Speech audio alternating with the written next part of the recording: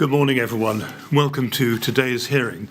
Today we're going to hear evidence from more of those who were involved in the response of the Council to the disaster. Yes, Mr. Keating. Good morning, Mr. Chairman. Good morning, members of the panel. Could I call Stuart Priestley, please? Thank you.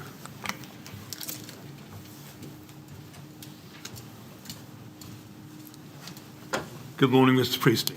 Good morning. Now, I gather you're going to affirm, is that right? That's correct. Well, the words are there on the screen. Would you read them out, please? Yes. I do solemnly and sincerely and truly declare and affirm that the evidence that I shall give shall be the truth, the whole truth, and nothing but the truth. Thank you very much. Do sit down and make yourself comfortable. Thank you.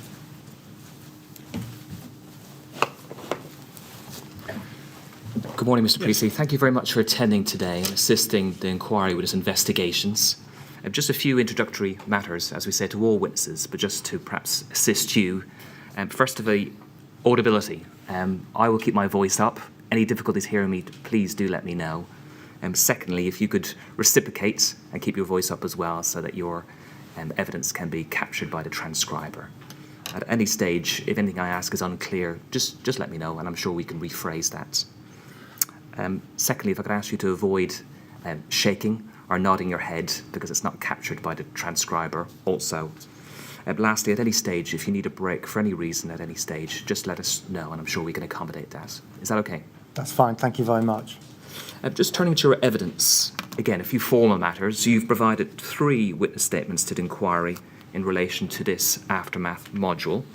They will appear on the screen. First, could we go to RBK 000-35672, please? And this is a statement dated the 28th of January. And if we could go to page 14, please. We see your name and the date. And could you confirm that's your signature? That's correct. Thank you. If we could move to your second statement, which is dated the 26th of June 2020.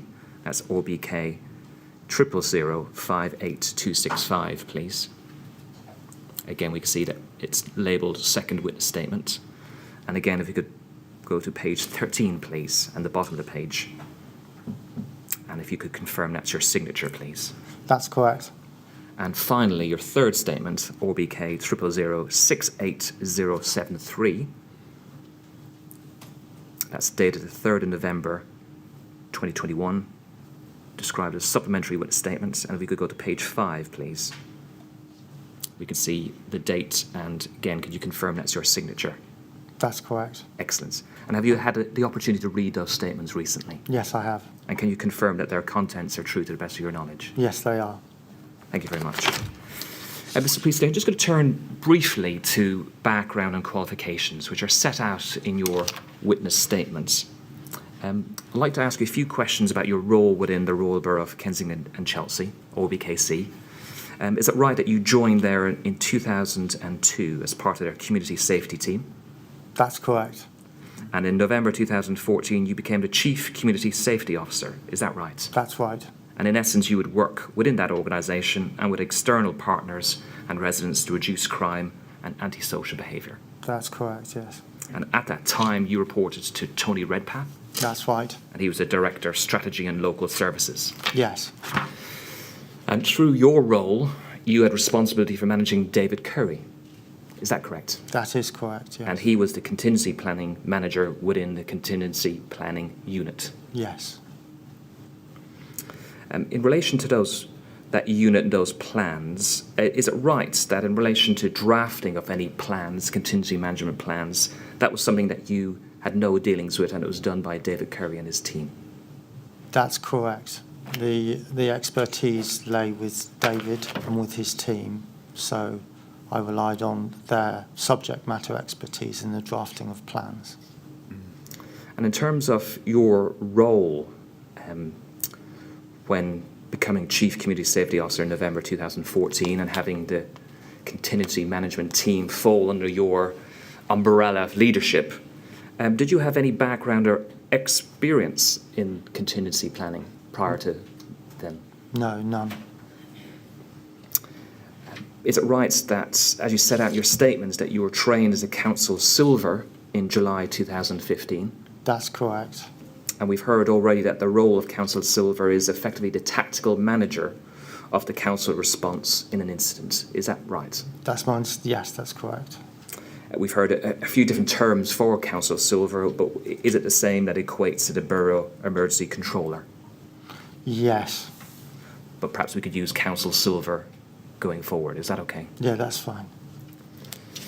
You also outline in your statement 2 training sessions you undertook in late 2015 for that role of Council Silver. Could I ask this? Did you have any specific training as to how the Borough Emergency Control Centre operated? As part of the briefing of Council Silver, I was orientated around the functions of the Borough Emergency Control Centre and how it would operate. So that was included in the briefing, the original training / briefing session I had with Keith Robbins in, I think that was 2015. Correct. Yes. So there's this orientation as to how a BEC would operate, but was there any specific training in relation to the BEC that you received? No, not specific to the BEC. So there was a couple of events you mentioned in 2015 in your statement as to your training as to Council Silver. Yes. Was that the extent of your training prior to June 2017 for the role of Council Silver? That's correct.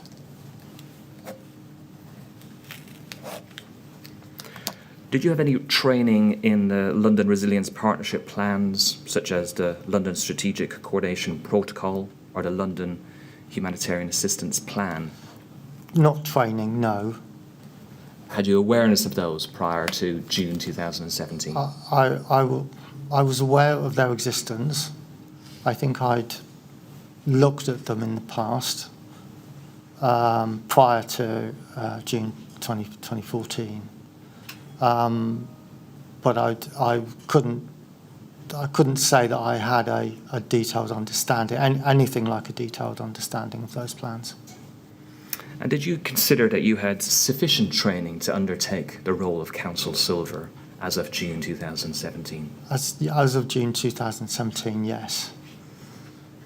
And looking back now with the benefit of hindsight, do you think you had sufficient training of Council Silver? My understanding is that Council Silver role has developed since then, and I think the training that the local authority provides in relation now to Council Silver is markedly different to the training that I received. So I think it's considerably different now, the level of training, the detail that's provided, than the training that I had experienced at the time. I'm going to move on to a topic regarding training in a little more detail, if I may. Were any concerns expressed to you from within the contingency planning unit regarding the sufficiency of training undertaken by ORBKC in relation to the exercising of the contingency management plan?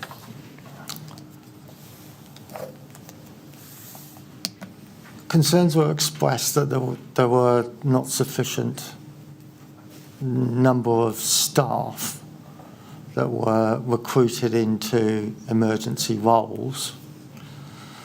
So that was a concern which was relayed to me.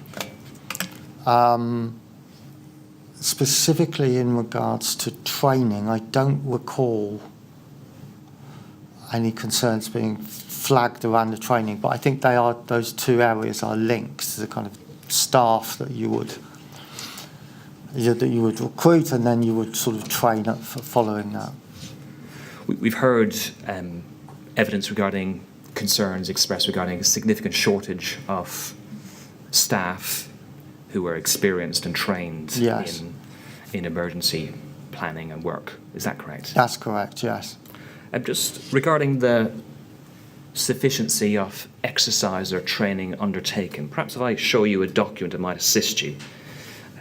If we could go to ORBK 000 58170, please. And And this is a statement from Rebecca Blackburn. And if we could go, please, to page 9. And if we look at paragraph 2.21, please. And if you could scroll down slightly, thank you. And this is where, just to give some context, Rebecca Blackburn was asked some questions regarding raising the issue as to training with her superiors and concerns. Yeah. And the answer here, and this is to give you the opportunity of this assist your recollection.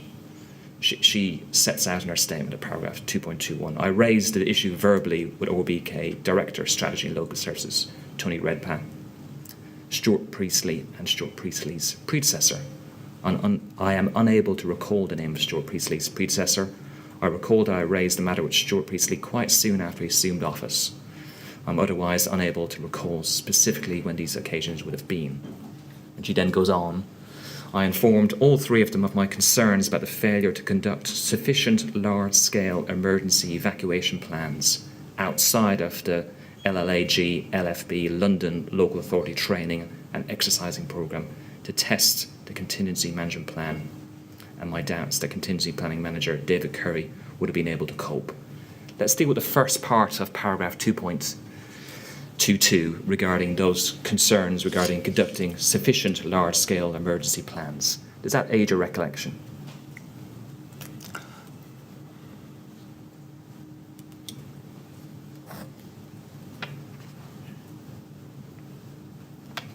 I can't say I have a recollection of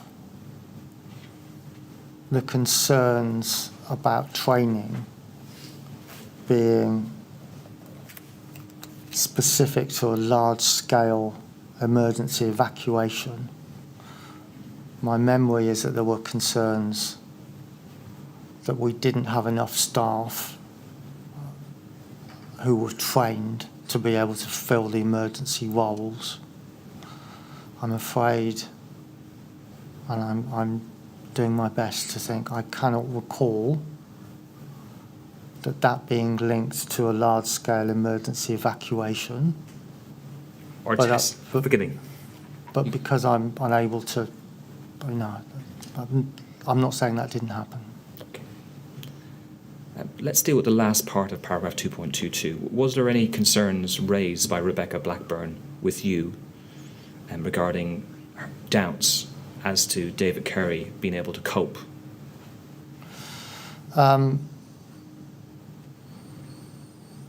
There were, on several occasions, concerns raised by Rebecca about David's performance and about differences of opinion. Different professional differences of opinion. I don't recall anything about his ability to cope. I think that Rebecca was concerned about a number of things to do with David, and I think there was a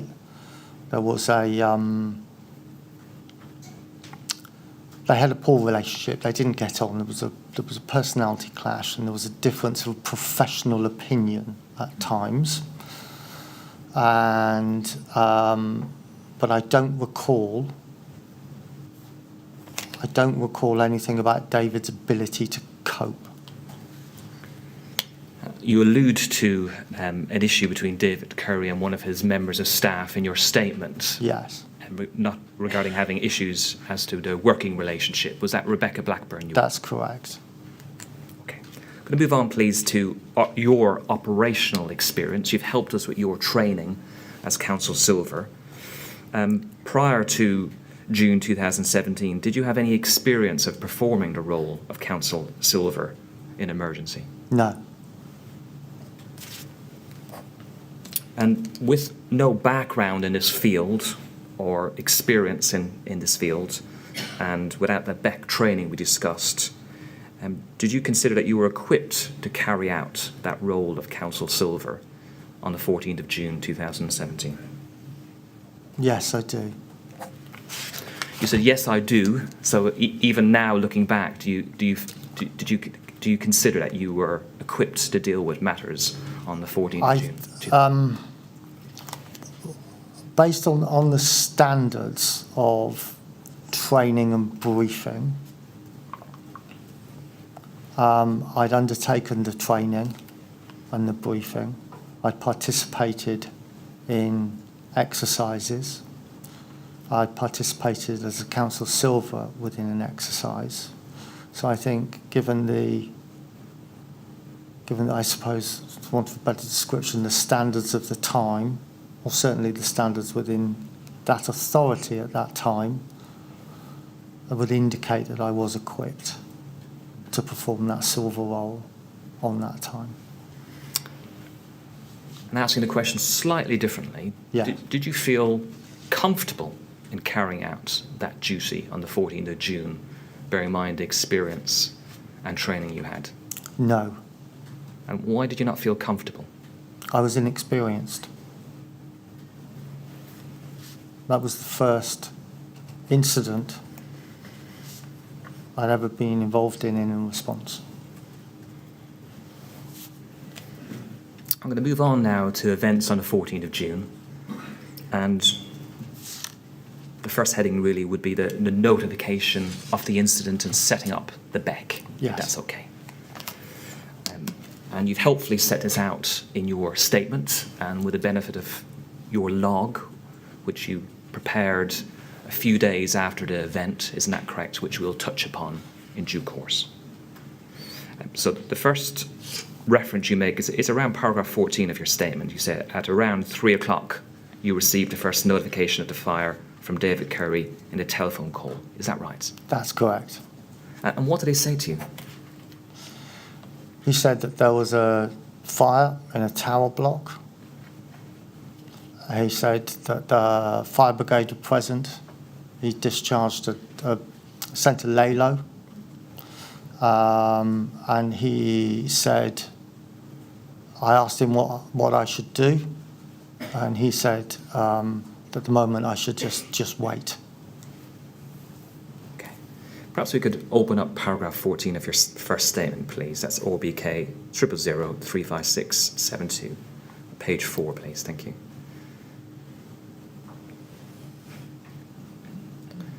So the first line we've just touched upon.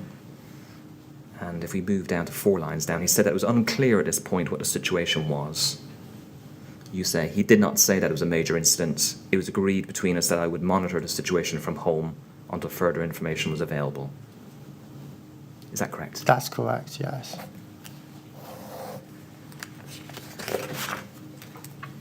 After that phone call, is it the case that you then logged onto your work email? You were awake, you logged onto your work email, and you read an email sent at 02:20 from a former fire borough commander, which stated that you have a massive fire, Grenfell Tower, and included photographs of the fire. That's correct. And is it the case that once you received that email and accessed that material, what did you do then? I emailed that to David and suggested, I think in the email, that this was significant and it needed a significant response. I can't recall the detail of the email, but I gave him to believe that I said to him that I needed to go into the BEC. I think it was in that email or around that time that it was a recognition. I recognised that it was more significant than he'd given me the impression, or that he had the impression at that time. Well, let me assist you in relation to this. We've got paragraph 16 of your statement, which is there. And you indicate that it was apparent from the email that the fire was large in nature and that we should initiate our processes to establish the BEC in the town hall with appropriate staffing arrangements. I immediately called David but could not get through. 3:10 a.m. I forwarded Rob's email to David stating, David, can you call me back? I think we need to contact all now including the councillors, need to chat. Is that correct? That's correct. So we know that from other evidence, David Curry had been informed at 02:21 of the fire and the emergency. Did you think that Mr. Curry, from your initial contact, had appreciated the seriousness of the fire? Not in my initial contact with him, no. You go on your statements, paragraph 19, we don't need to look at it, that you made a number of attempts to call Mr. Curry, and perhaps understandably his line was again engaged, and at some time, perhaps around 3:30, 3:45, you got in contact with him again. Is that correct? That's correct. And what was discussed when you got in contact with him for that second occasion? I think the contents of the email, really, that we should enact the contingency plan and call in staff to the town hall and work to transfer the beck from Mr. Kerry, from his home, and from him into the town hall, and that senior managers and beck emergency staff should be contacted and advised to go to the town hall, and that I would get ready. I think I said, in one of my emails I said, on my log, I would jump in the shower, get ready, call a taxi, and I would journey to the town hall. So you're describing a full activation of the plan and an opening of the beck in the town hall. That's correct. And it may be obvious. What was the rationale for that decision at 3:30 in the morning? The email from Rob Davis, which said you have a massive fire, and the photographs were quite shocking and upsetting. You set out in your statement that you arrived at the town hall at approximately 04:38. I say approximately, you're actually quite specific. I think you've checked records. How long did it take you to access and set up the beck when you were at the town hall from 4:38 onwards? So the reason why it's 4:38 is because I took an Uber taxi, and they give you a precise timing of when you start and finish. So I got there at that precise time. I then had the council building, the council town hall is open 24 hours. But I had difficulties. I was able to get in, and there was a chap behind the reception desk. I signed in. I explained that it was very unusual for someone to attend the town hall in the very early hours of the morning, you'll appreciate. I explained that I was the first and that others would be coming, and I explained that we would be based within the Holland room, which is a room in the basement, there's a specific room which can be configured to be the Borough Emergency Control Centre. I then wanted to get information or I think it was my laptop. I'm slightly confused because I think I may have logged onto my work system using my home laptop. But when I got into the town hall, I needed to go to my locker on the first floor to retrieve my proper work laptop. I think that's my memory of that. And I had issues getting onto the first floor. We have a fob system. So there was a bit of toing and froing, getting up, getting that. And then when I got to the Holland room, I couldn't get in. And the freedoms and flexibilities that my pass gave me during the day, it didn't give me at night, and I thought it would give me. So there's a bit of kind of toing and froing. And then I arrive at the Holland room, and I can gain access to the Holland room. But what I can't do is gain access to the cupboard, which I think is documented, which then gives you access to these devices which allow the desk to rise, which gives you access to the telephones and the IT and the suite of paper documents that one might need. So I sort of got that far and was unable to go any further. So an important aspect to activate the BEC is to open the cupboards, to operate the computers. What was the difficulty in relation to getting the key to the cupboard?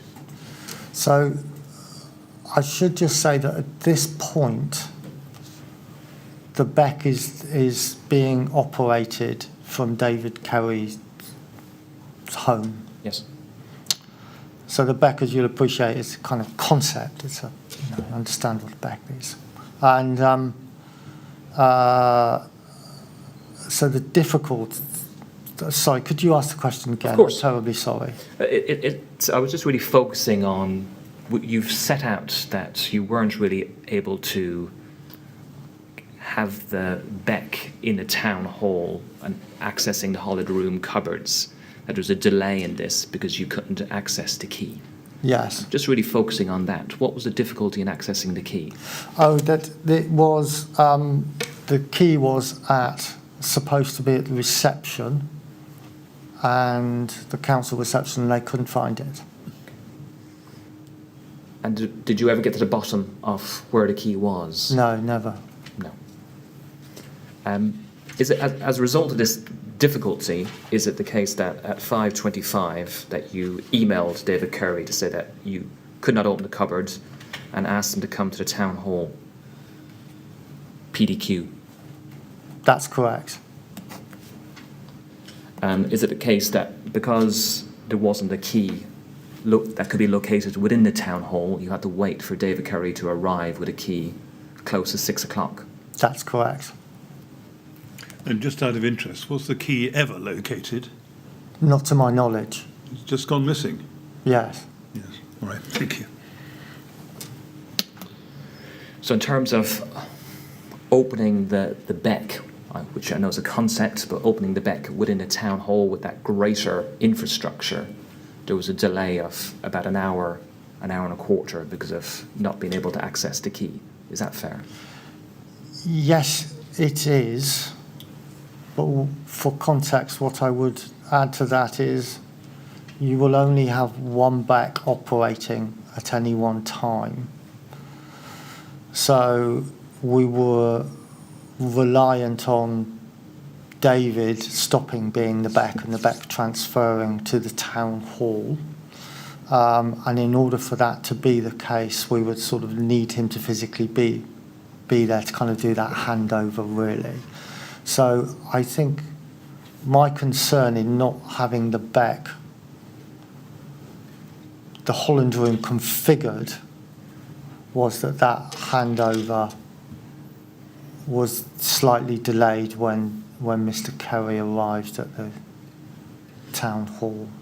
Let's move slightly further along in the timeline to when Mr. Curry arrives and keys obtained, BEC opens in the Hollowed Room, computers are accessed.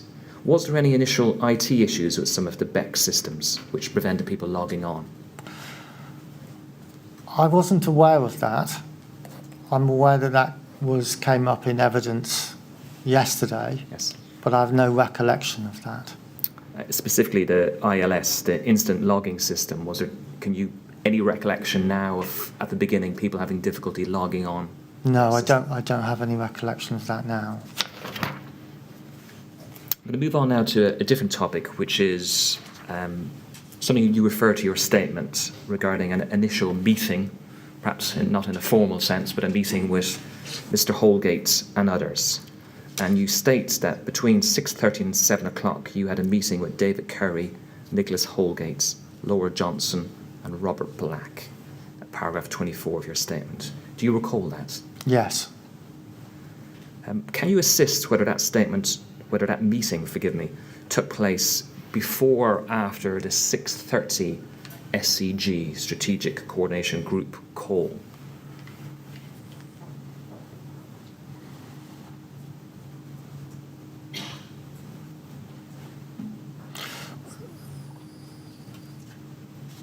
I can't recall. Could you help me? What did I say in my log? Did I? You say it's between 6:30 and 7, so it's not entirely clear. Okay.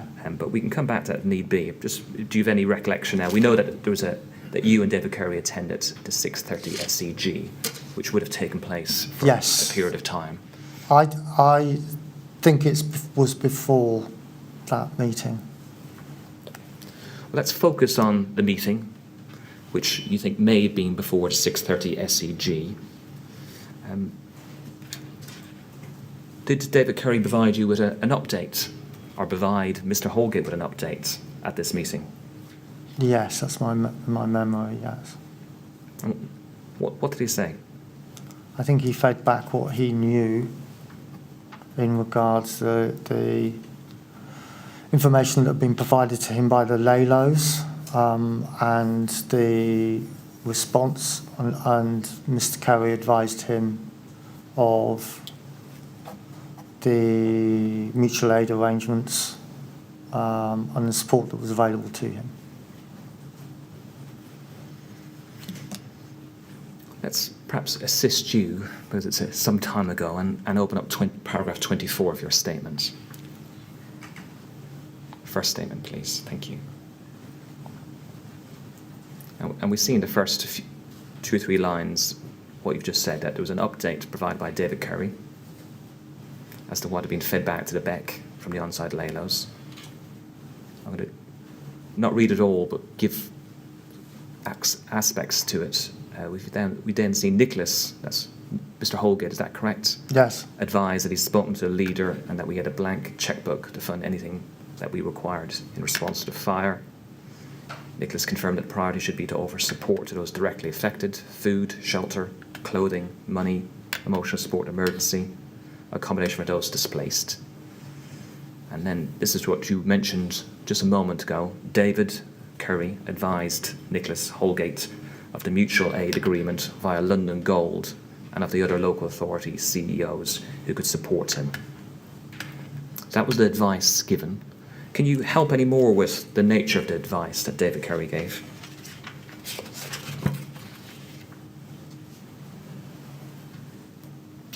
I think his advice was very brief and factual, and I think it's covered in this statement. He advised Mr. Holgate of the sources of support to him and the mutual aid arrangements under London Local Authority Gold. This is quite a brief meeting. Let's go to your second statement, but you're asked further questions by the inquiry in writing about this. And if we could look at your second statement, which is ORBK 000 58265, please. And paragraph 5.1, please. Okay.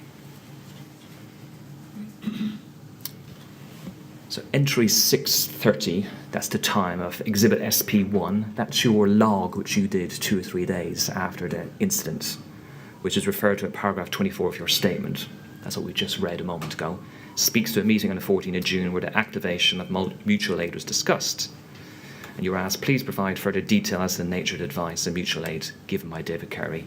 Specifically, did Mr. Curry advise any action to be taken?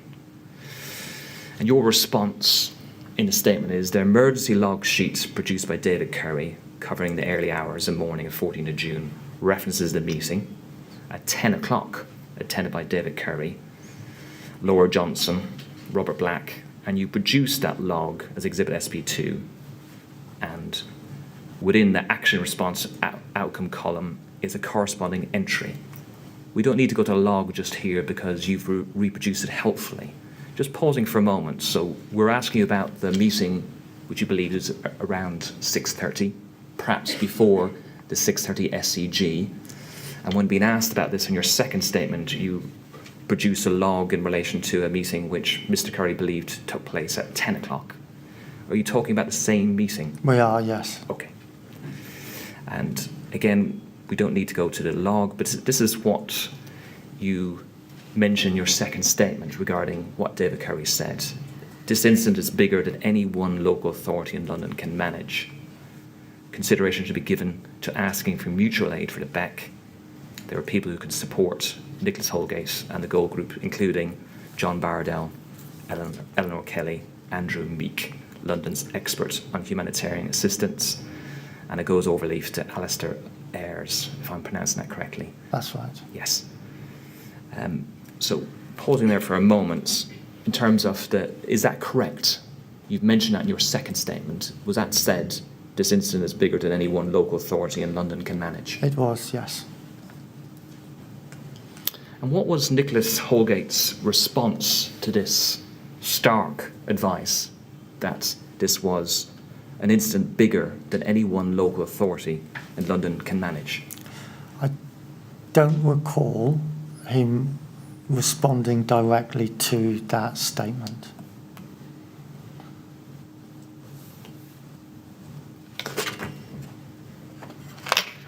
Well, if you can go back to paragraph 24 of your first statement, please. It's OBK 000356672. Thank you.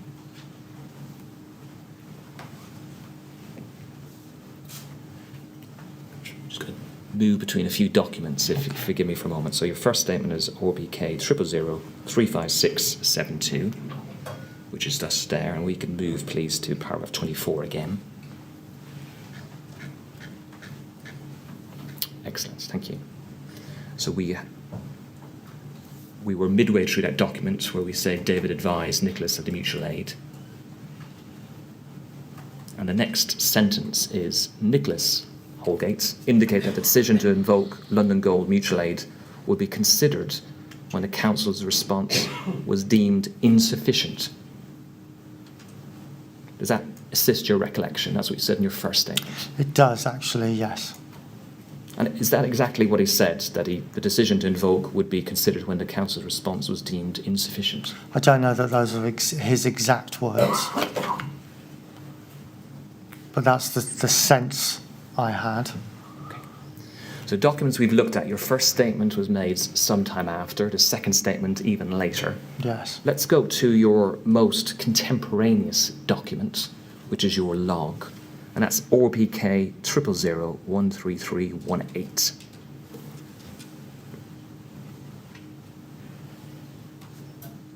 Okay, and this is the log which you mentioned in your statement was produced between the 16th and 18th of June, based upon your recollection and notes you made on the 14th of June. Is that correct? That's correct. Right. So if we scroll down, and the bottom of the page is 6:30. This is what you say, meeting with Robert Black, Laura Johnson, Nicholas Holgate. David provided an update. Advised at the scale of the tragedy. I'm going to move to the next page. David advised Nicholas of the mutual aid arrangements available via LAG in our neighbouring boroughs. Nicholas Holgate stated, "That looks like we can't cope." The conversation on mutual aid at that point ceased. Does that aid your recollection? It does, yes. So a few days after this incident, you noted down from your notes that when David Curry gave this advice, that the response from the chief executive of RBKC, Nicholas Holgate, was, "That looks like we can't cope." That's correct. But if I may, Yes, please.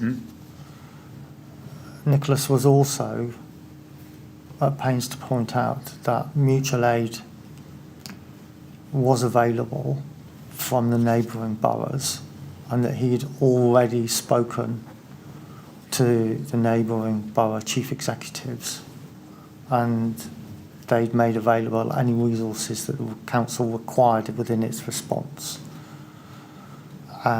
So he had made that point in that meeting that we could, in our response, draw on the neighbouring boroughs' mutual aid arrangements.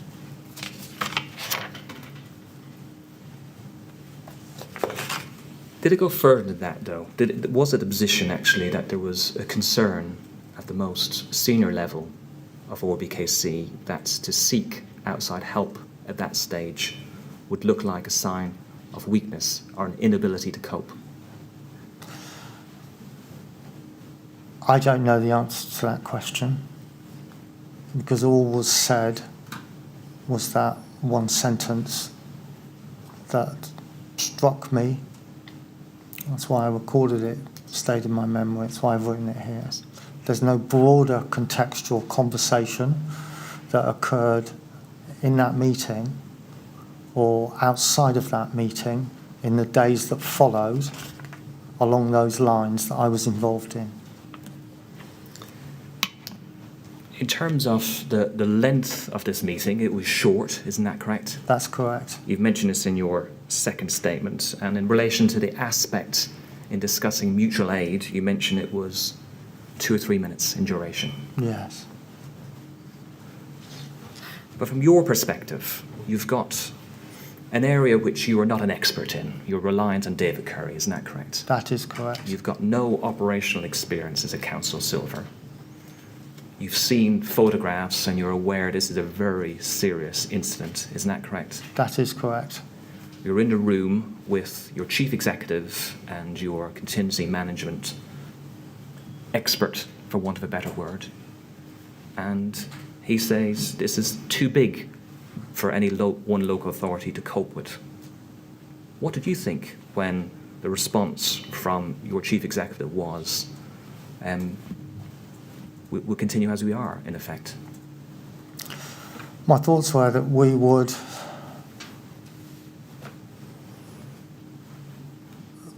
respond using the resources of the council and our neighbouring boroughs in the first instance. I'm going to move on in a moment, but the last question in relation to this is that you said that you were struck by the comment. That's why you wrote it down. Yes. You yourself, as you said in your statement, didn't contribute to this discussion. That's right. But were you concerned by this discourse, the advice from David Curry and the response from Nicholas Holgate?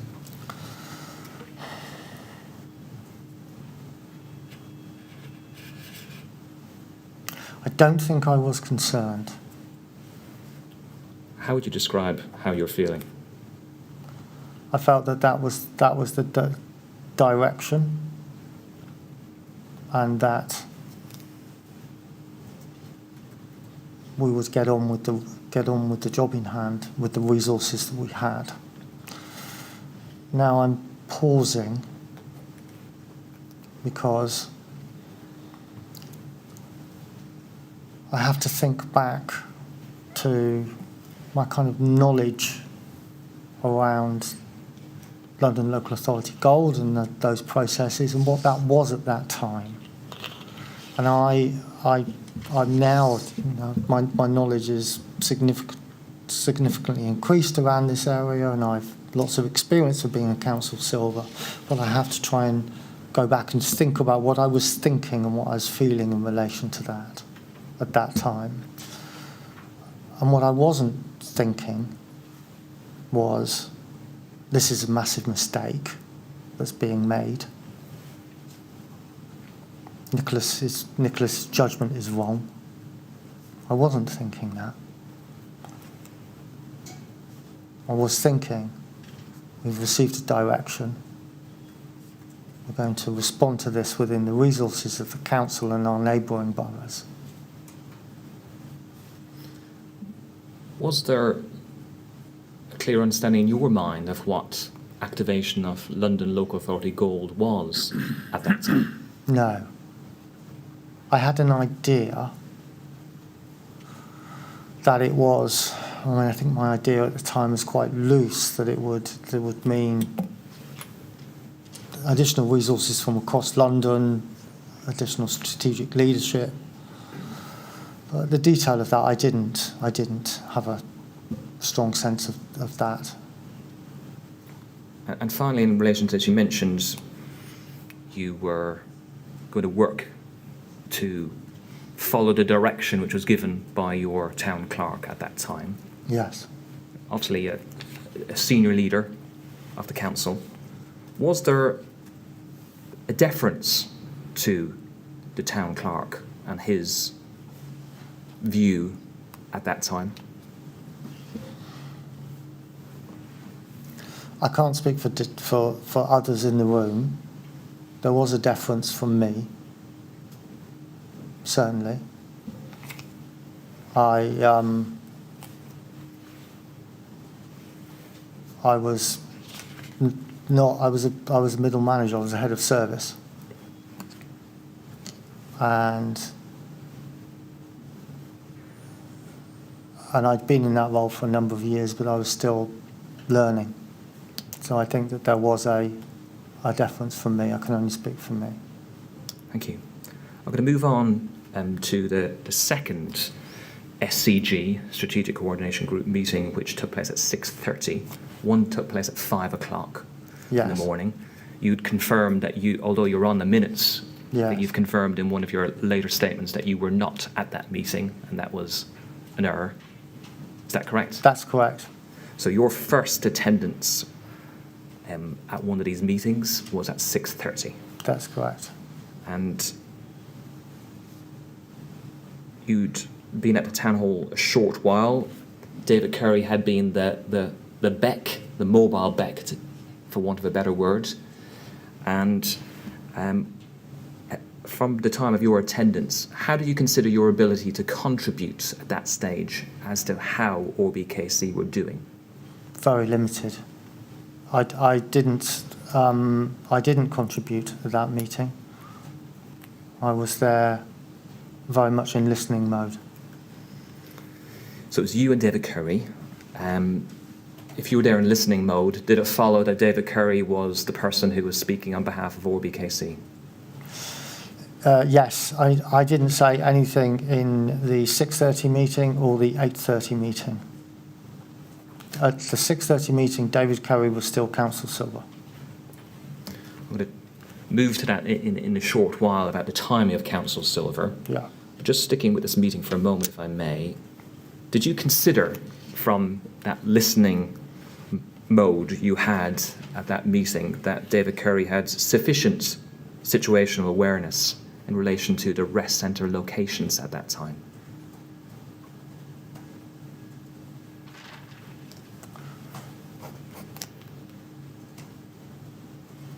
No, not fully. I think, if I may, just by way of context, and the inquiry will be aware that numerous spaces and places opened up and were operating and delivering rest centre functions in the morning. And I don't think that David had knowledge of all of those places.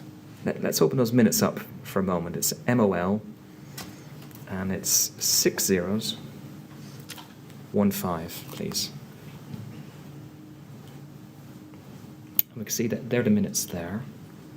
At 1.2, we can see that ORBKC are in the process of consolidating their open rest centres into only one, which will be located at W11 1PZ.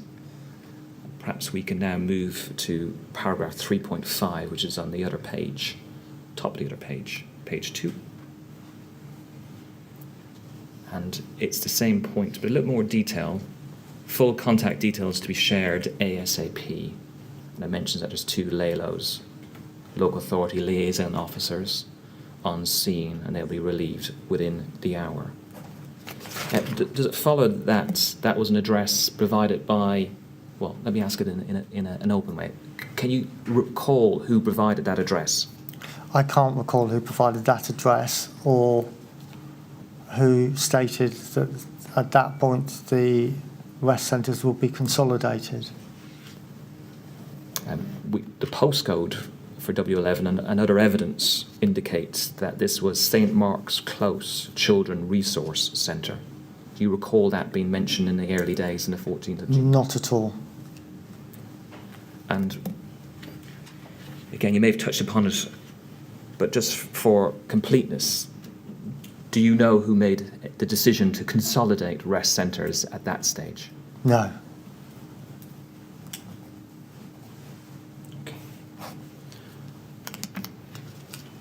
terms of the role of Council Silver, you've been asked a number of questions in relation to that.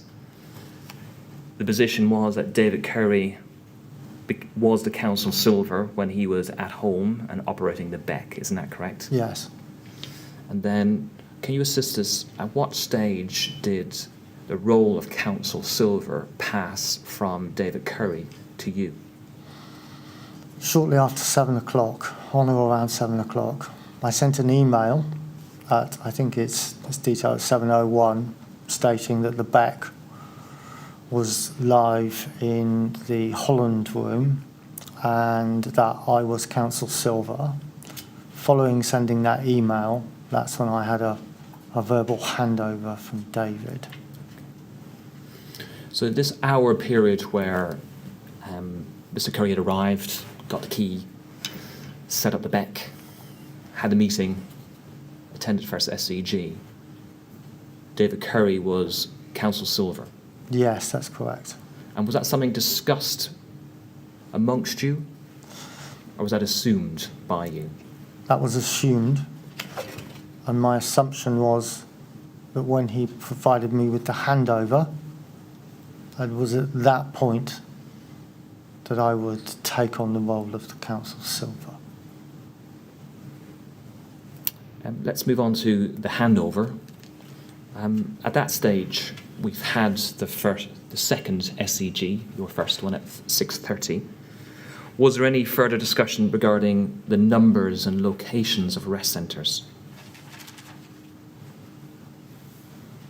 Yes, in that handover there was some information provided about rest centres and the locations of those rest centres. Well, shall I assist you in relation to that? Please. Trying to recollect Please. it, and we can go to your log. That's ORBK 000-13318 at page 2, please.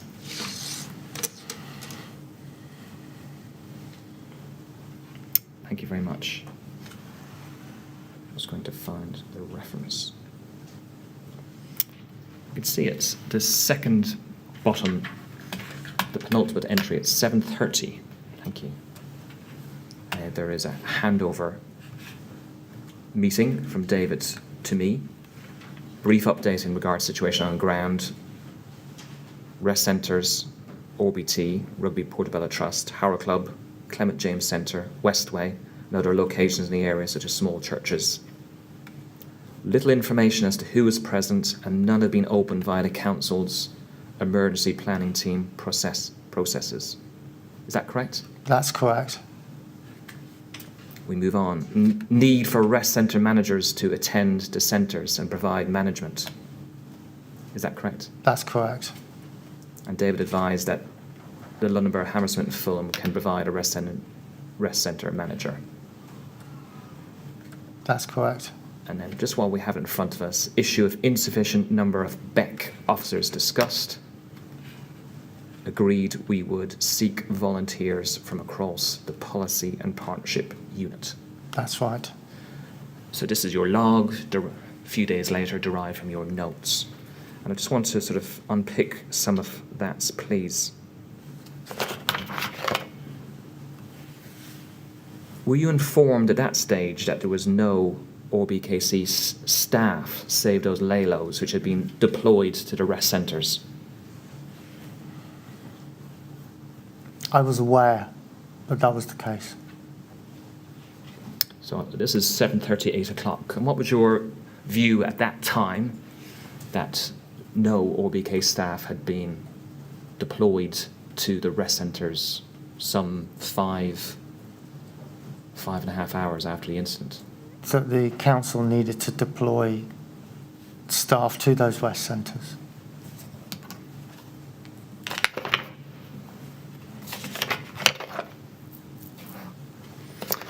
Just one, I'm going to ask a few more questions just regarding the detail of this in a moment, but just dealing with handover and logs. You refer to a log you did after the event. Were you provided with any log by Mr. Curry that morning on No. the 14th of June? No. You know in due course that he had a handwritten note. Did he provide you with that or any detail in relation to that? No. Were you aware that Mr. Curry had, on his account, set up a Beck log on the computer system when he arrived sometime after 6 o'clock in the morning? No, I found out about that for the first time yesterday. And in terms of the question regarding Beck logs, and as you said, this was your first incident operationally as a council silver. Is it right that you yourself, once you became council silver, you didn't open a Beck log? I didn't know. Just help me with this, if you would, Mr. Priestley. When you get into the computers in the Beck,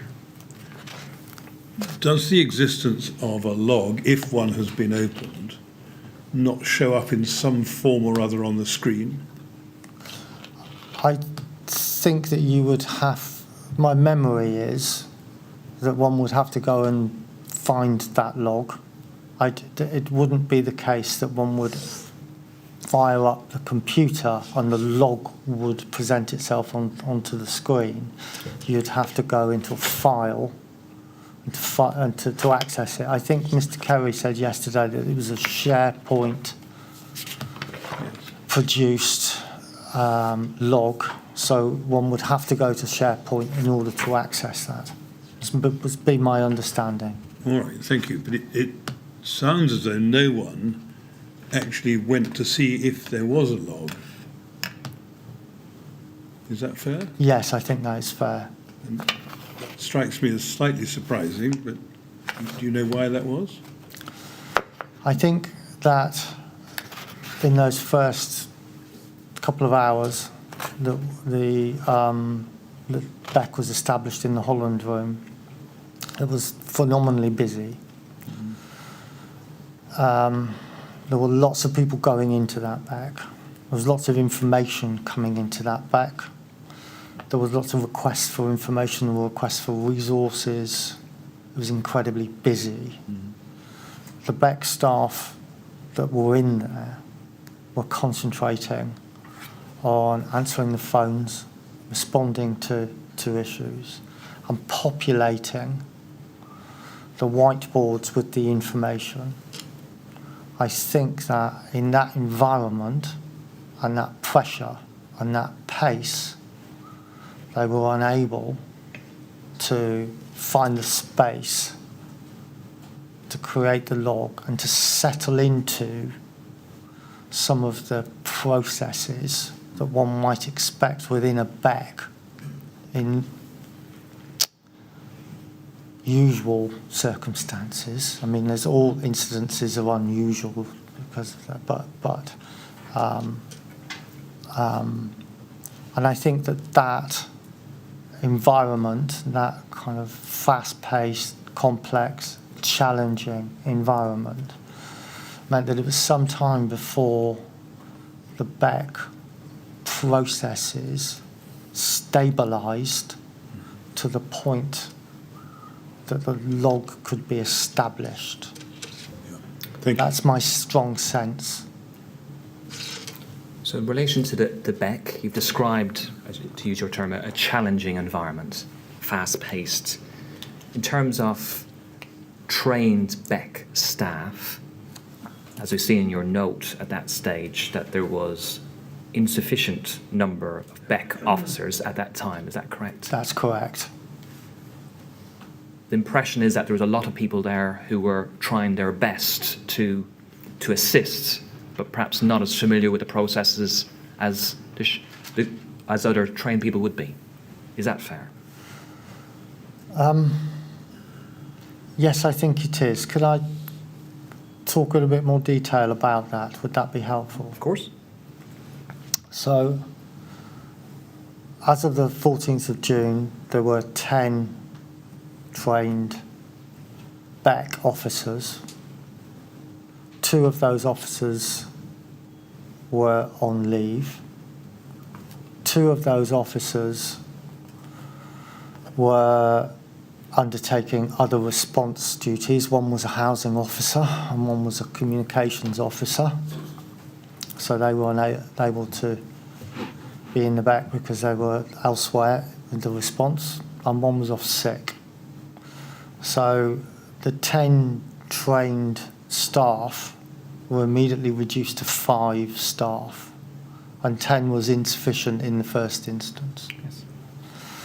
So we then called upon, as I think is reflected in my log, we called upon volunteers who were not trained to work with those who were trained within the BEC to deliver the BEC functions. And that term volunteers, this is volunteers within the organisation or BKC? That's correct, yes. In terms of the environment, it's been described in evidence by other witnesses as pandemonium, can't even say the word. Is that a fair description, that it was pandemonium? No, I don't think so. Would you describe it as chaotic in those early hours? No? No. And the reasons, and I've thought long and hard about this and challenged myself over this based on the evidence that we've heard recently. At various points in that first morning, it was crowded, it was noisy. There were too many people in there, that room, at various points, and I'll talk about that in a second. But what I saw was purpose, professionalism, and it was organised and being organised. At one point, I asked everyone to leave the room who wasn't directly involved in delivering BEC functions, and that helped. A whole bunch of people left. I think part of the challenge was that at various points Nicholas had sort of based it, he was in the room, and he then became the centre for lots and lots of managers and lots of senior managers wanting to speak to Nicholas. So there were lots of conversations at various points in that room that really should have been had outside of that room. It's just that Nicholas was in that room. So I do recall, I have a strong memory of clearing the room, saying if you do not have a BEC responsibility, please leave this room. There's lots of other rooms you can go to have conversations. And everyone left. And then I do remember the senior manager from adult social care coming back to me and saying, I've just removed all of the link officers. I think they should be in the BEC. And to which I replied, yes, they should be. I didn't actually mean the link officers. I just meant everybody else who was in the room having conversations. So I can think that someone walking past that meeting, that room, with this door open, with all of that noise in it, might think that that's pandemonium. They might think it's chaos. But actually the business of the BEC that's going on whilst all of that noise is happening was, as I say, purposeful and professional. That's what I saw. So in terms of timeline, we've got this handover 7:30 to 8 o'clock approximately. We know that there was the third SEG meeting at 08:30, and you, together with Rebecca Blackburn, Nicholas Holgate, attended that meeting. Is that correct? Yes. In fact, it was Rebecca Blackburn, Nicholas Holgate, David Carey and Tony Redpath. So quite a few of the contingency management team, plus 2 senior members, Mr. Holgate and Mr. Redpath, were at the next meeting, participating by telephone. Is that correct? That's correct. Did you consider that left a gap in terms of leadership in the BEC at that time? I didn't think that initially. I think that now. And I think that was a mistake.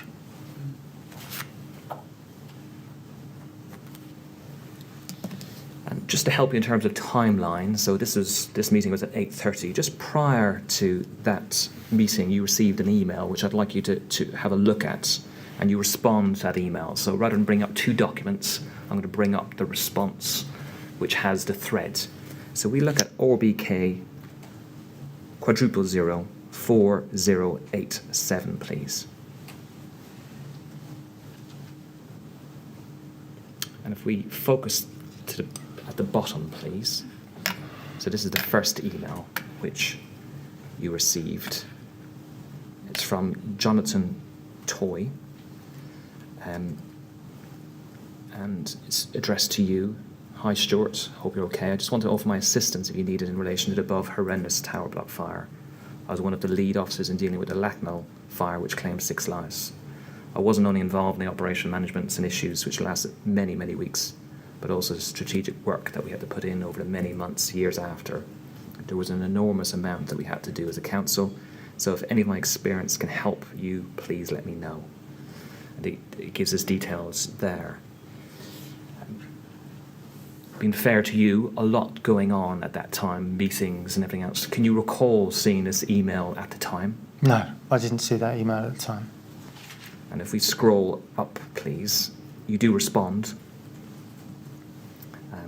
on the 17th of June. So this is the Saturday, the weekend, 12:17. Hi, Jonathan. Many thanks for the email and kind offer, which are very much appreciated. We've activated London LA Gold, so now have lots of help. It is a terrible tragedy, and we are in the very early stages. Just one illustration, but this was an offer from somebody who had expertise in the area. You probably accept it would have been helpful, potentially, to have that expertise and assistance. Is that correct? Yes, I believe so, yes. You mentioned you didn't see the email at the time. No, Was that because of the volume of work and pressures on you at that time? that's absolutely the case, yes. And you described the Beck as there was order and there was processes, but was it the case to an extent that you and other members of staff were overwhelmed with what you were dealing with?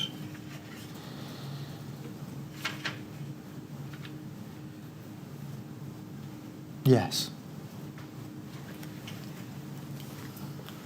I'm going to move on, please, to a topic we saw on your handover note, which was the rest centres and deployment to rest centres. And you mention in your statement, we don't need to turn to it, at paragraph 33, that after the 0830 SCG meeting, a strategy was put in place to dispatch council officers to rest centres. Is that right? Yes. In terms of the strategy, you were Council Silver. Was that your strategy or was it somebody else's strategic decision? It was Nicholas Holgate's.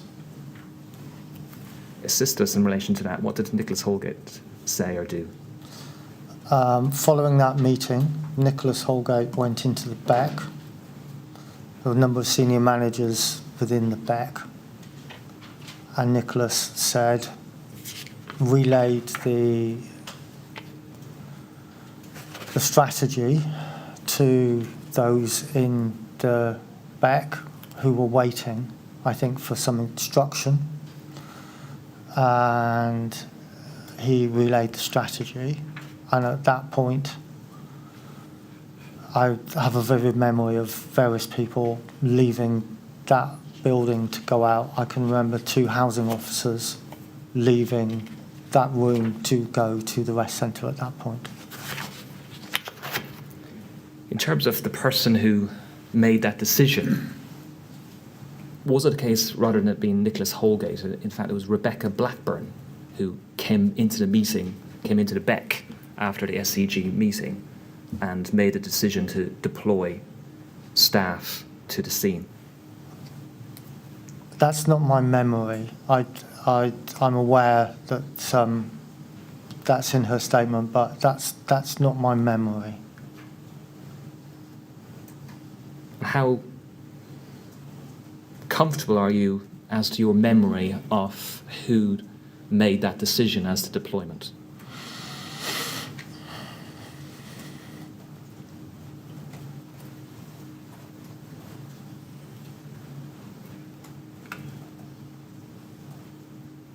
The percentage between 70%. It's difficult to say, but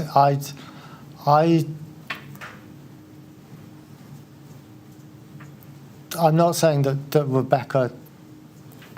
I'm not challenging what Rebecca said, but my memory is this: that Nicholas left that meeting.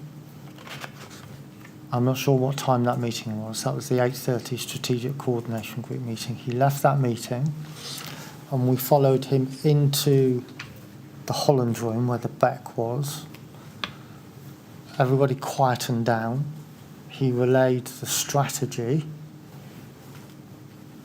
that we would focus on the humanitarian response, but housing, social workers, and that we would go to the rest centres and we would do that right now. And by that stage, 7.5 hours approximately had passed from when RBKC were notified of the fire, and 4 hours had passed from when the Beck was accessible and operational within the town hall. Do you accept that the deployment of staff to the rest centres should have been done far earlier? Yes. When do you think it should have been done?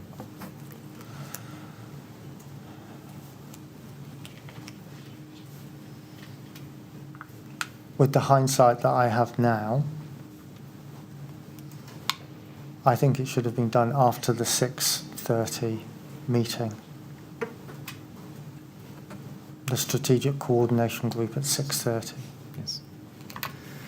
And conscious there's a lot going on, but were you aware, being Council Silver, that the British Red Cross, who in part were at some of these locations, these rest centres, had made multiple requests to the Beck from 5:30 in the morning and spanning 5 hours, asking when RBK staff and rest centre managers would arrive? I wasn't aware of that, no.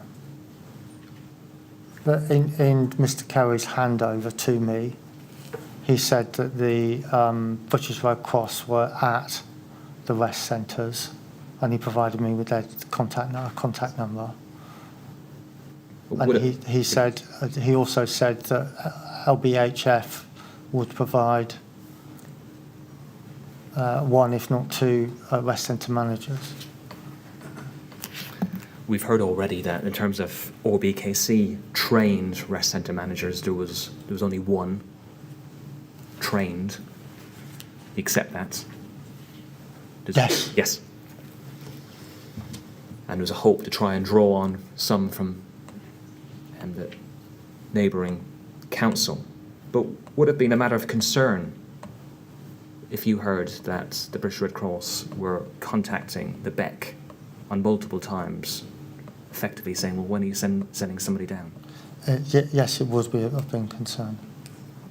So in this relatively ordered Beck, which you described, in a pressurised environment, being fair to you, can you explain why it wasn't raised to you as the Council Silver, the concerns which were being communicated to the Beck from the rest centres? I've no memory of that being brought to my attention.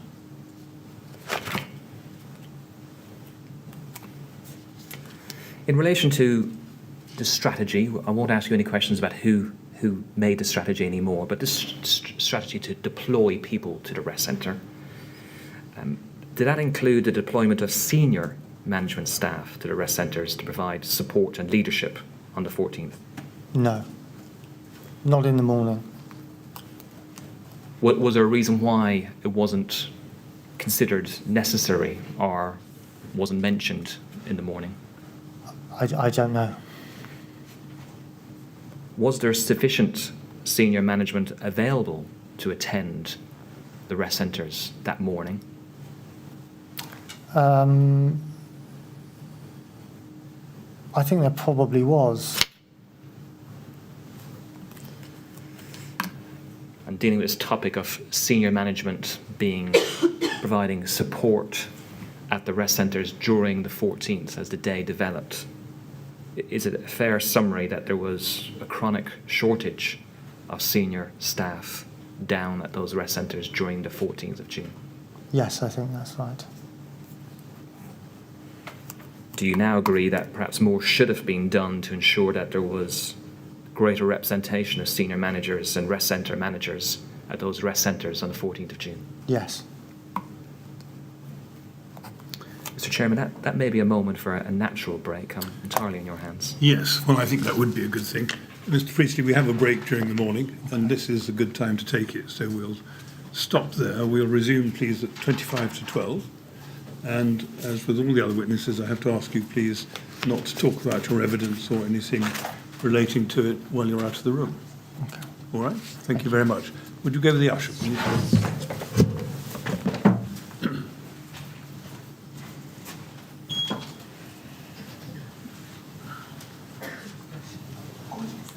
Thank you, Mr. Keating. 25 to 12, please. Thank you.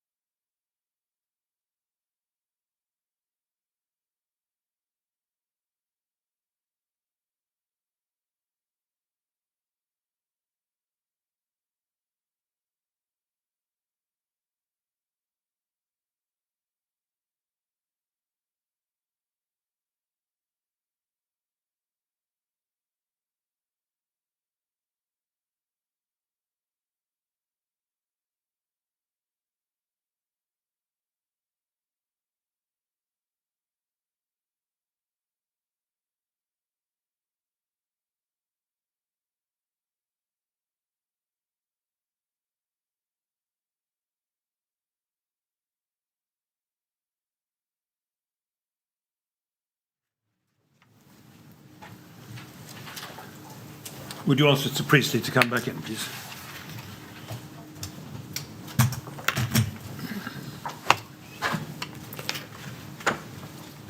Right, Mr. Priestley, yes, please sit down. You ready to carry on, I hope? Yes, I am. I wonder if I could just add to a piece of evidence that I provided this morning. Would that be appropriate? Yes, of course.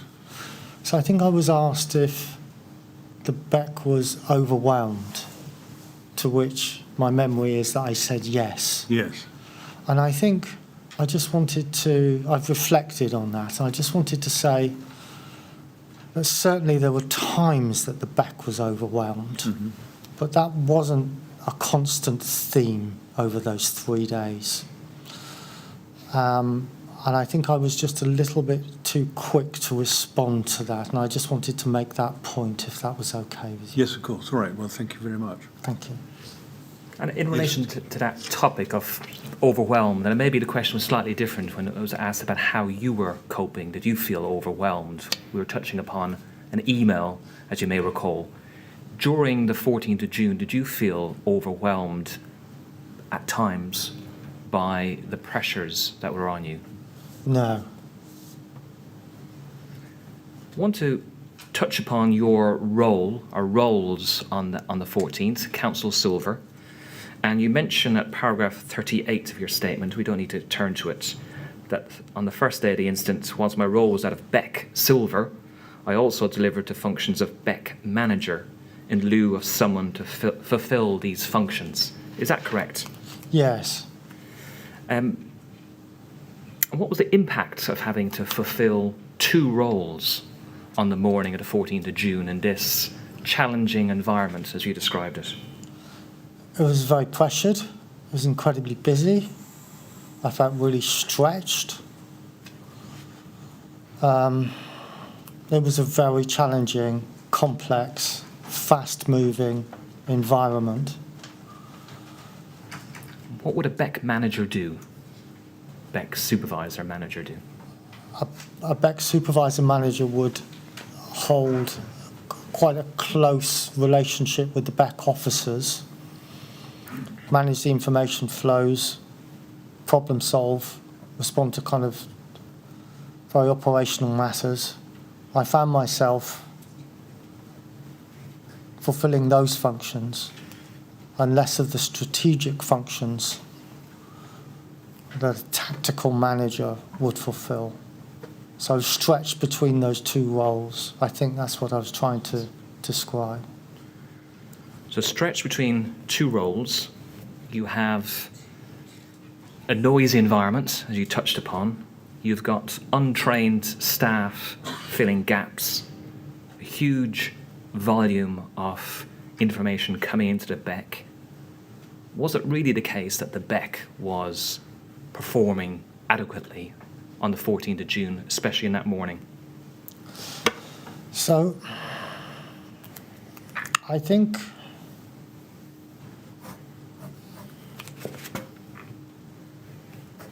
the Beck on the 14th and on the 15th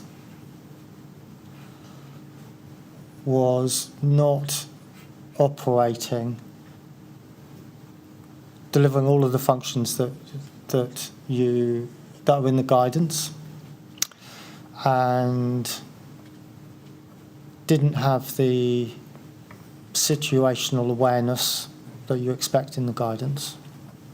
So, given the size of this incident, its complexity, how fast it was moving, there were activities and decisions being made and delivered outside of Beck structures and processes.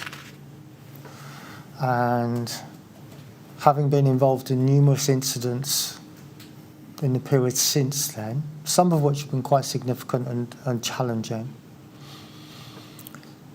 there was a difference, because the size of the challenge that the local authority had was such that it had to operate some of those systems, such as the humanitarian response and the housing response, almost alongside the BEC, not kind of within those kind of BEC structures and information flows. So I think it was a very different environment to that I think was envisaged when the guidance was established. I think that my view is that the tragedy was such an outlier that the systems and processes that were envisaged just didn't wholly fit. I may come back to that in a while, but I just wanted to deal with the challenges which you were facing that morning. And you touch upon those in paragraph 39. And you mentioned that on the 14th of June, that one concern was ensuring that those who required support were able to access this support from council staff on the ground in the rest centres. Is that correct? Yes. And what steps were taken to try to resolve this, to provide support and enable access? Housing officers and social workers were dispatched to the rest centres. And in relation to rest centre managers, we've heard the name Elaine Chumnery, a BEC officer. She assisted in the BEC. Isn't that correct, on the 14th of June? That's correct. And thereafter, 15th and 16th of June. And she says in information provided to the inquiry that one of her tasks was to liaise with Westminster City Council and Hammersmith and Fulham, both who are part of the Tri-Borough Agreement, to provide rest centre staff. And she states that it was difficult, June, to have to rely on volunteers from those councils coming forward. Was that your experience, that it was difficult trying to get rest centre staff and managers from surrounding boroughs in those early days because you were seeking volunteers? I wasn't directly involved in that. My memory is of liaising with Alistair Ayres in the London Borough of Hammersmith and Fulham, but not having any direct liaison with Westminster. I have to take Elaine's assessment as that being the case.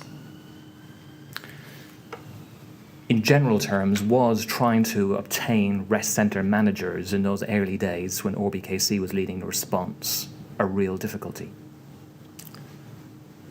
As I said, I think I will have to defer to others who were more directly involved in that for their view. I'm happy to accept that Elaine's view on that. She was the officer directly working on trying to identify those rest centre managers. I wasn't involved in that. I'm going to move on now to communication and the rest centres. As Council Silver and the manager within the BEC, how did you get information and updates from the various rest centres on the 14th of June? So the LALOs were providing information through to the BEC. There were officers, council officers based within the rest centres who were providing information as well, and I'm aware that there were TMO staff as well providing information to the BEC. I haven't got a strong memory of a systematic kind of process of capturing that information from the rest centres. Is it fair to say that any information that was coming back was piecemeal rather than systematic? Well, I think it was systematic from the LALOs because the LALOs were dialing in each hour to provide updates. Outside of that, I don't think it was systematic. I don't think a system had been put in place. I do recall at one point, and I'm not sure at which point it was during those 3 days, assigning a BEC officer. I think it would have been on that. It would have been on the 14th. At one point in the afternoon, assigning a BEC officer per rest centre to be the liaison point. I have a memory of that. In relation to the LALOs, you've mentioned in your supplementary statement, paragraph 10.3, that contact was made via the LALOs in late afternoon, so about 2 o'clock onwards, that process, as you described it, was implemented. Does that sound correct? Yes. And from this information that was being sought, what sort of issues were being fed back to you, if any, on the 14th of June? I think there were... My understanding of the issues were that they were around basic provision of food, of clothing, sanitary items. There was requests for those type of items which were coming into the BEC. I think those are the needs that were being identified, that people were homeless. I'm struggling here. I'm to think in my memory. Shall I try and assist you in relation to that? It would be helpful, Of course. please. Well, let's deal with one topic. Was the lack of information being communicated to those who were affected? Was that an issue that was being fed back to you? I can turn you to an email if that would help. Yeah, that would be helpful. Let's have a look at ORBK, please. 0006508. And we'll see that this is from one of the LALOs who was Desmond Zephyr. Is that how you pronounce his surname? Zephyr. Zephyr. He was one of the LALOs, isn't that correct, who had been tasked to go around from rest centre to rest centre. Is that correct? Yes. And we see 1615. I'm currently at Rugby, Portobello, where an announcement was made regarding accommodating those from Grenfell, i.e. elderly and vulnerable. Advice coming from the centres that I visited is that there's a lack on information being communicated. I've directed inquiries to the website, but the feeling is this is not sufficient. So hopefully we can utilise social media more. Red Cross and Humanity First are coordinating the volunteer response. And you forwarded this email. We can see that the email is at 1615. It's sent to you, Rebecca Blackburn, David Curry, and you forwarded that on to the BEC at 1641. What action did you expect to be undertaken by that being forwarded to the BEC?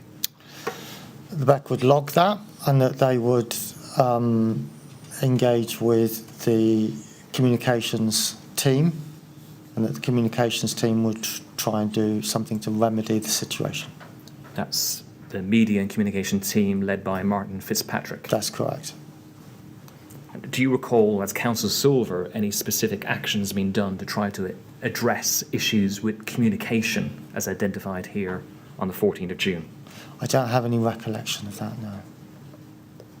Let's move on now to registration of those who are affected at the rest centres. What was your understanding of the process for registration of those who attended rest centres?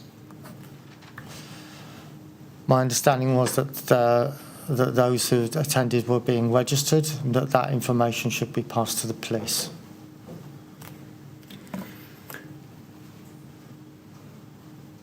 Was that an assumption? Was that something you were told? Was that something by way of training? Where did the understanding stem from? I can't recall, I'm sorry. And in terms of the rest centres, who did you understand to be responsible for the registration process?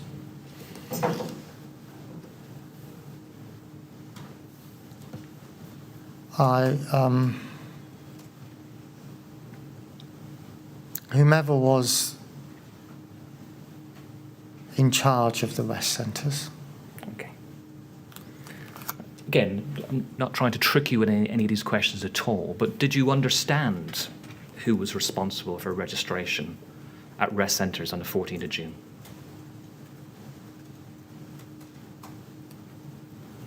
As I say, I think my understanding would have been that it would have been whomever was in charge of the rest centres. The operational rest centre manager.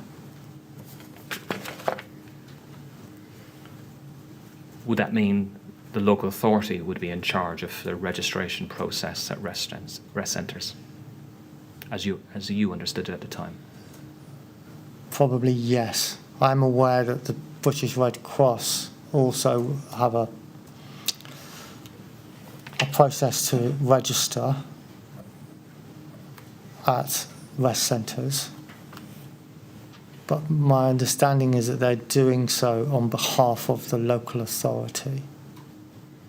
It's the local authority's responsibility.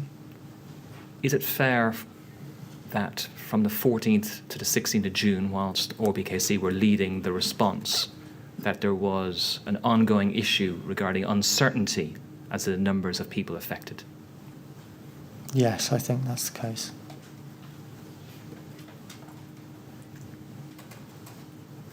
And how confident are you as to your understanding at the time of the process of registration?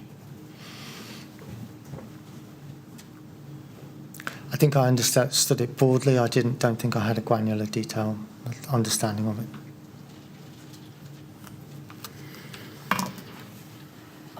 In terms of British Red Cross, you mentioned, and their involvement at rest centres and specifically the Westway, were you aware that they would record details using triple carbon paper? No. I wondered if we could have a look at Colin Brown from British Red Cross statement. We've seen it yesterday, but I want to give you the opportunity, and you're probably aware of this if you watched it yesterday. BRC, please. 705. Page 25, please. Paragraph 100.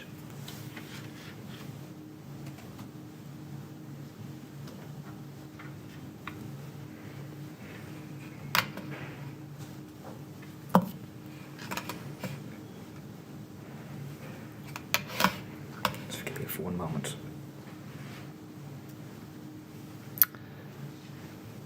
He says this: I remember that there was, during these initial stages, no centralised system of recording the needs, status or location of survivors.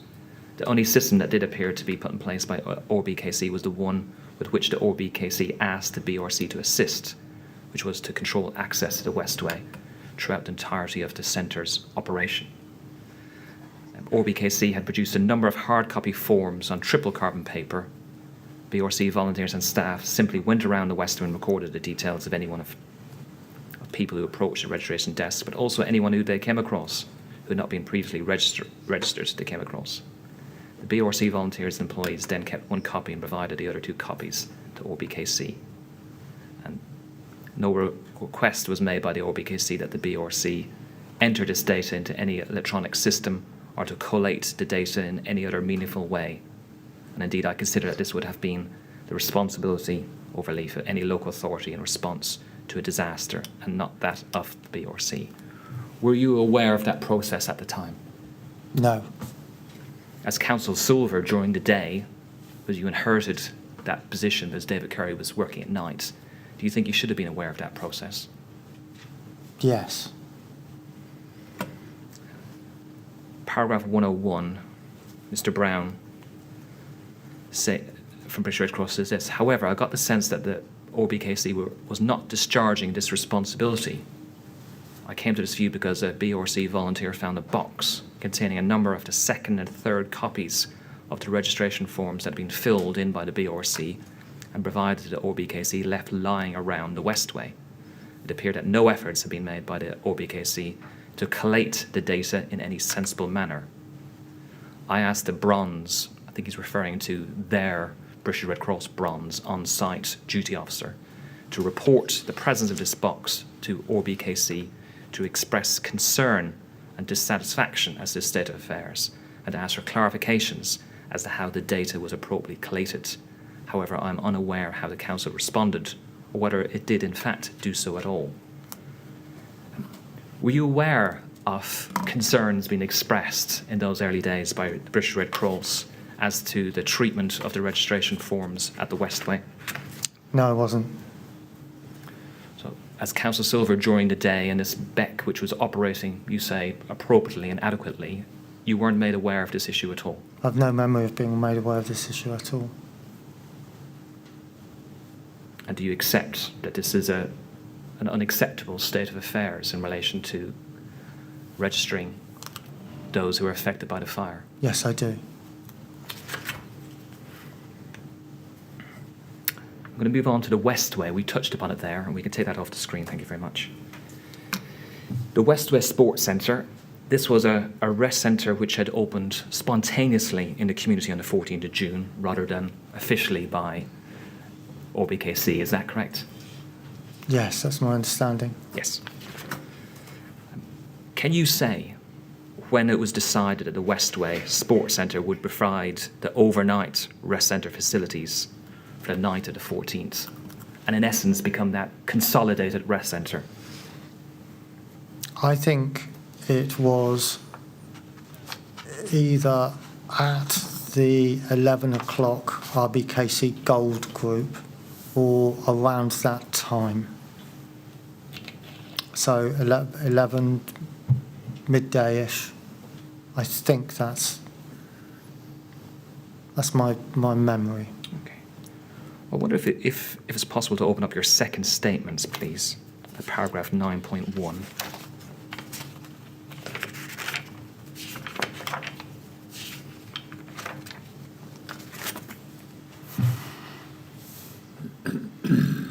And this question had been put to you before in writing. When in the afternoon was this decision made? So paragraph 39 of your first statement suggests it was made in the afternoon, not at the 11 o'clock meeting. We can turn to it if you wish. So bearing in mind that you said in your first statement that it was in the afternoon that decision was made, you were asked, when in the afternoon was this decision made? And you say this at 9.1, and I am unable to be precise about the timing of the decision made on 14th of June. And then you produce the OBKC Gold meeting minutes for 3 o'clock. And it states in there, Westminster Sports Centre will be open overnight, looking at how many people need to be accommodated. Is it the case that that decision, piecing together your statements and the documentation, must have been made sometime close to 3 o'clock onwards? I think now that I've seen this, that's quite possibly the case, yes. You were attending a number of meetings on the 14th of June. We've got the SCG meetings we've heard about. Yes. Was it right that you were tasked to attend mass fatality group meetings as well? I did. I'm not going to ask you about those, but those meetings you had to attend, correct? Yes. You attended the OBKC Gold meetings as well, which were at 11 o'clock and 3 o'clock. Is that correct? I didn't attend those on the 14th. You didn't? No, I attended a strategic silver meeting so I think there was the morning gold group, the RBKC Gold Group. I didn't attend that. Rebecca Blackburn attended that on behalf of the BEC, because I think there was a potential overlap with the mass fatalities. And in the afternoon meeting, I don't think the 3 p.m. Gold Group, I don't think I attended that either, because there was an overlap with the strategic silver meeting, which I dialed into. So on the first day, my notes, my memory is that I didn't attend those Gold Group meetings, but I did attend them in the subsequent days. Okay. I think I may be misdirecting you. You did attend the Gold meetings in subsequent days. Yes. But on the 14th of June, there was those meetings you said you attended, plus the silver meetings, which are the tactical coordination group meetings as well. Yes. And they were chaired by the Metropolitan Police, isn't that correct? That's correct. In essence, the silvers, those who are leading the operational or tactical response, liaising with each other to ensure situational awareness.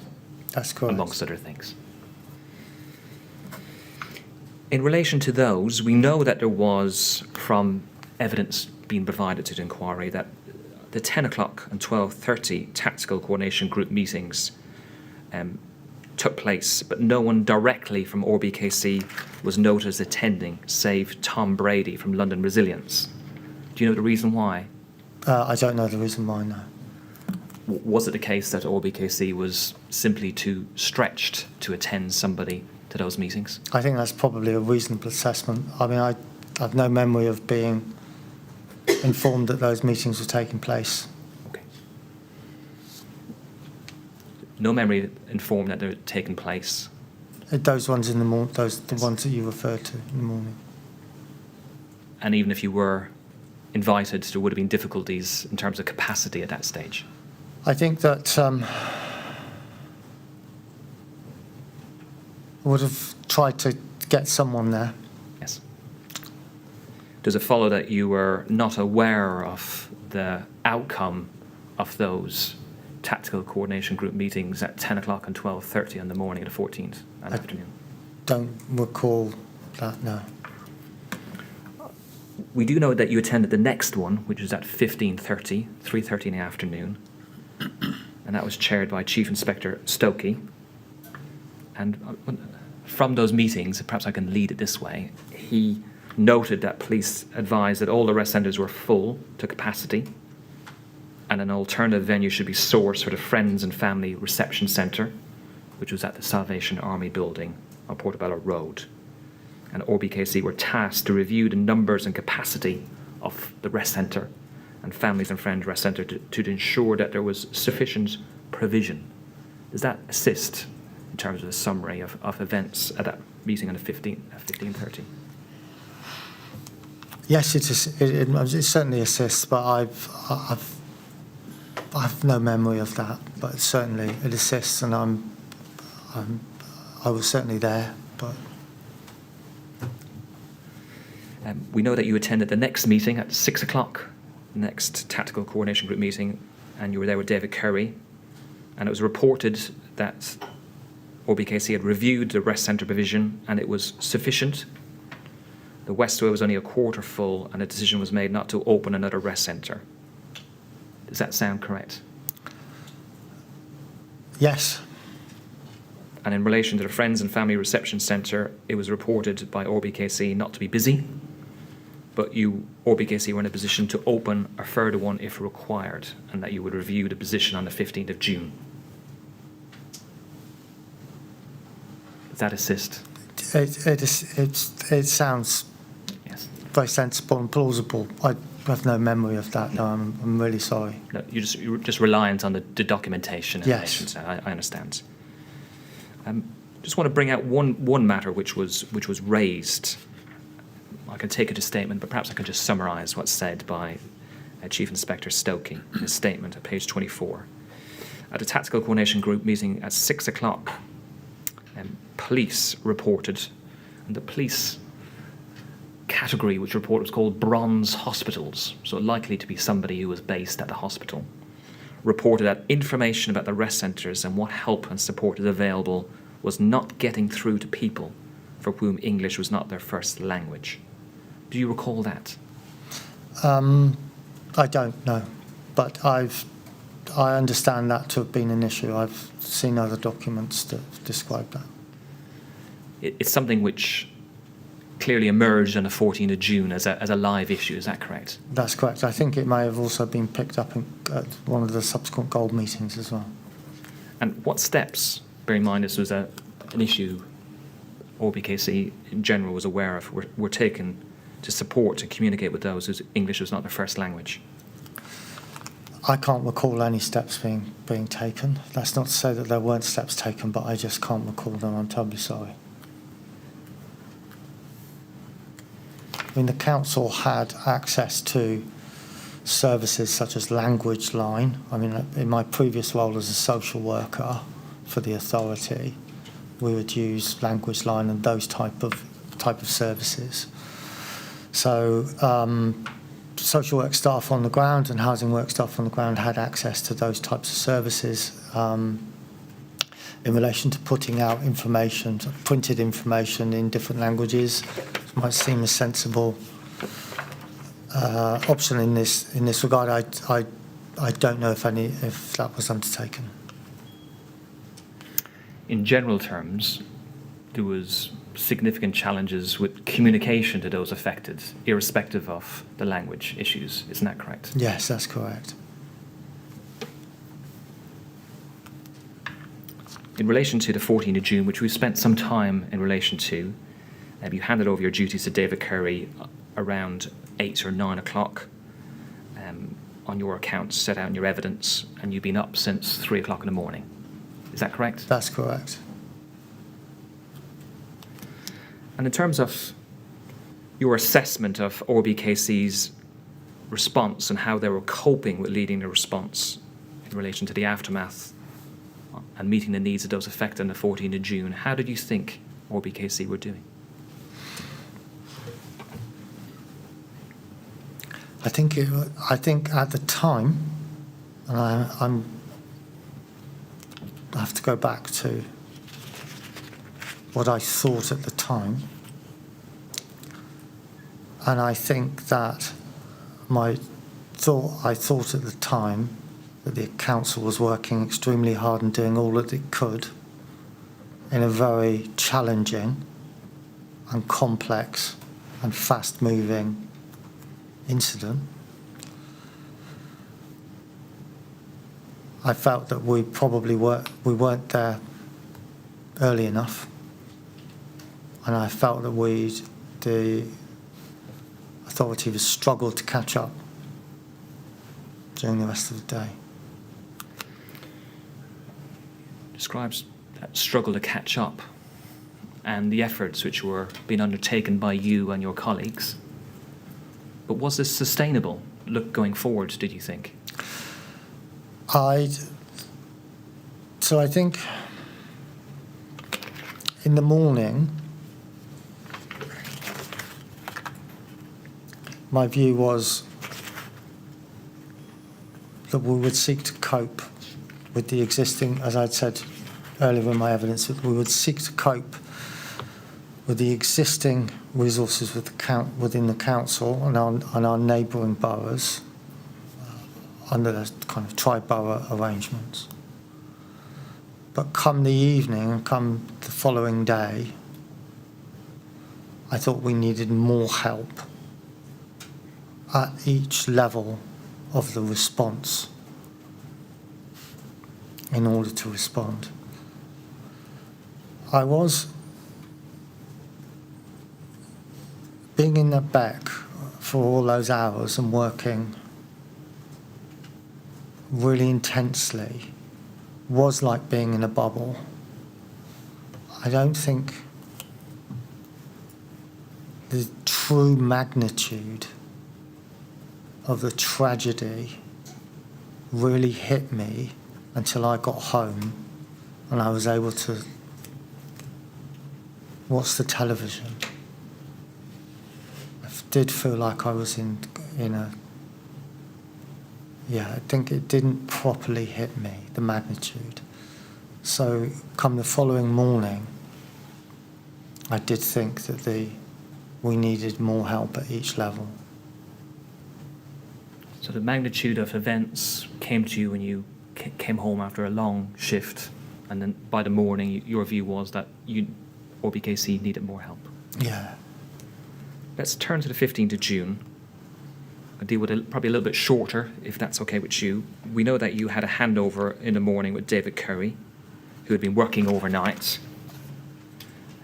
You mentioned in your statement at paragraph 43 that the Beck log still contained many actions which were lived and not closed. Is that correct? Yes. And was that a matter of concern for you? Yes. And why was that? I had hoped, now this may be due to my inexperience, but I had hoped that it would be a bit quieter during the night and that some more progress had been able to be made around the closing off some of the live log issues. Perhaps we could have a quick look at an email which you sent, ORBK *000 4244, please. Sent in the morning at 0508.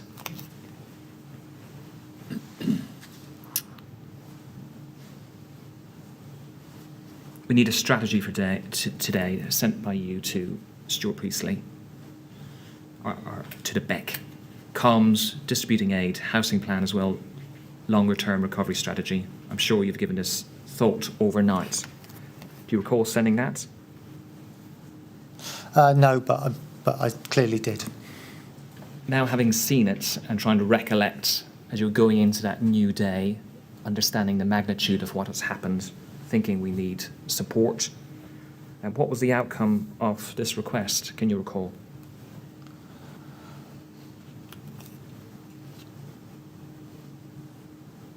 I can't recall.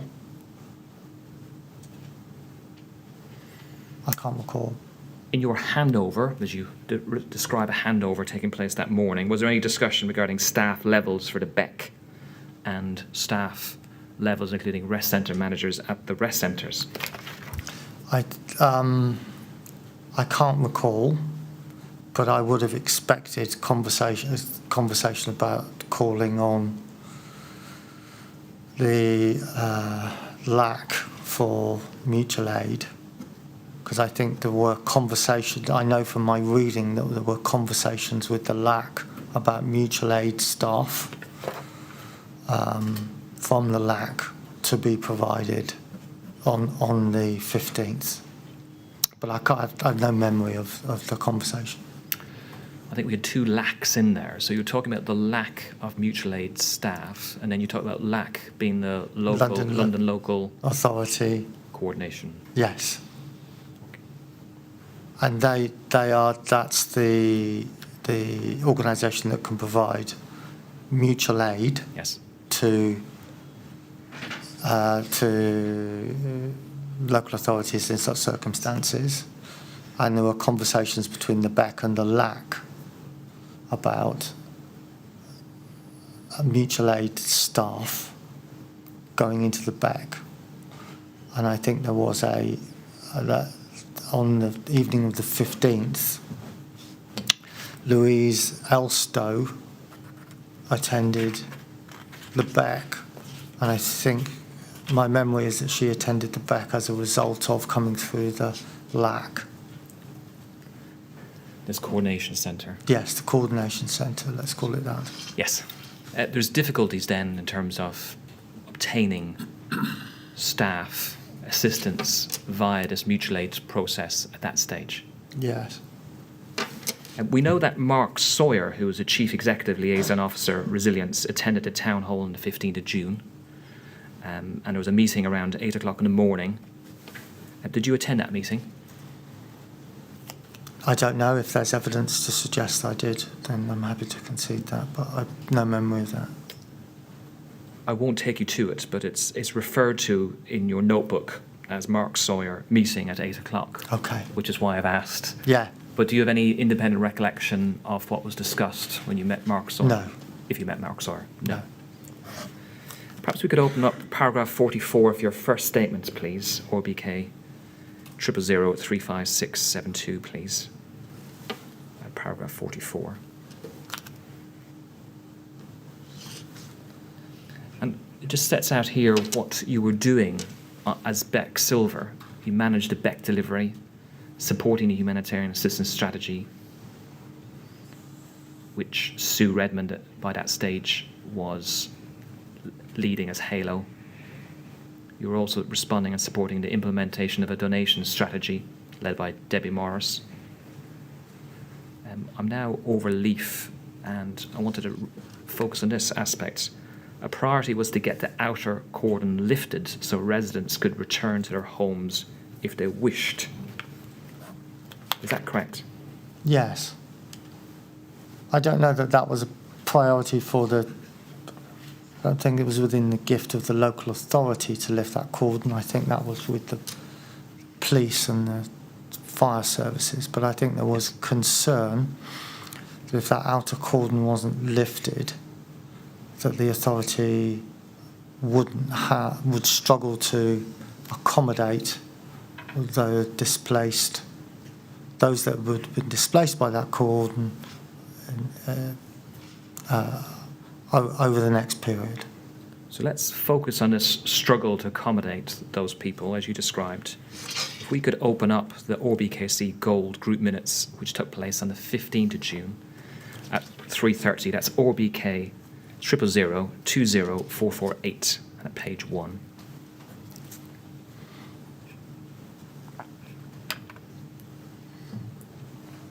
And we see under response priorities, 4th bullet point, if the cordon is not lifted, then have over 800 people to find places, will need to seek help from government. Do you recall that? Yes.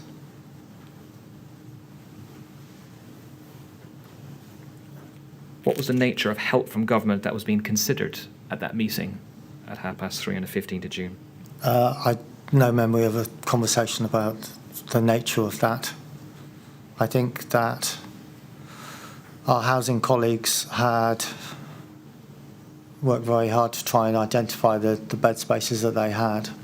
This was summer, it was in London, and I think that was a challenge for them, and I think it would have been a significant challenge to find hotel spaces for 800 people in the middle of the summer. And I think that I'm going to assume that that was the anxiety that was being discussed at the Gold Group. So in relation to that anxiety, was there pressure exerted on the TMO to ensure that displaced people would return to their homes in the walkways, irrespective of the condition of the properties on the 15th and 16th of June? I haven't got a sense of that, no. That's not something that was apparent to me at the time. I have no memory of that either. Just want to explore that a little bit more with you if you can. Let's open up a statement from Teresa Brown, the Director of Housing for the TMO. TMO 00869990, paragraph 45.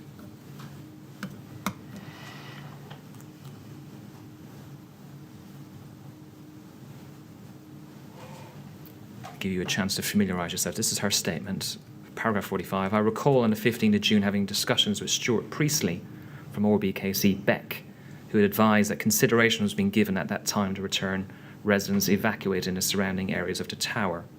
Do you recall that now, that discussion? I certainly had conversations with Teresa. I'm going to deal with it in parts. Yeah. I recall discussing the possible impact on residents if this went ahead, advising that if residents returned home, they would have no gas boiler, consequently no hot water or cooking facilities, as the surrounding areas ran off the tower's heating, hot water services. We also needed to repair damaged doors, and I suggest that returning residents should not be rushed back until we could ensure provision of services. Do you recall her saying that suggestion? Returning residents should not be rushed back until we could ensure proper provision of services. I don't recall that, no. By the evening of the 15th of June, was it a position that despite what we've had read out there about concerns by the TMO, that the decision of ORBKC Gold Group was that the walkway residents should be returned as soon as possible? I'm sure that that's the case if that's recorded in the minutes. Well, let's read paragraph 48 of the statement, if we could scroll down. At approximately 8 p.m. on the 15th of June, I was contacted by the Beck and asked to meet Police Inspector Bean at Kensington Leisure Centre.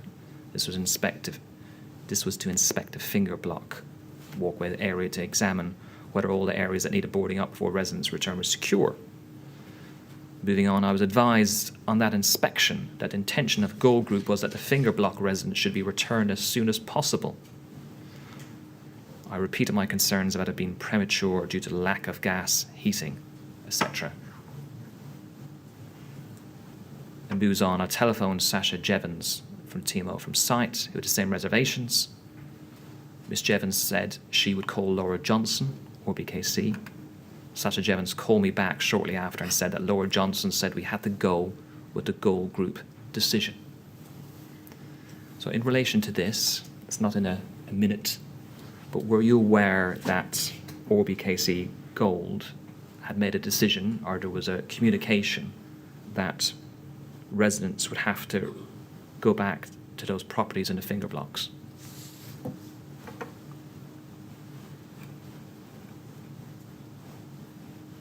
I wasn't. I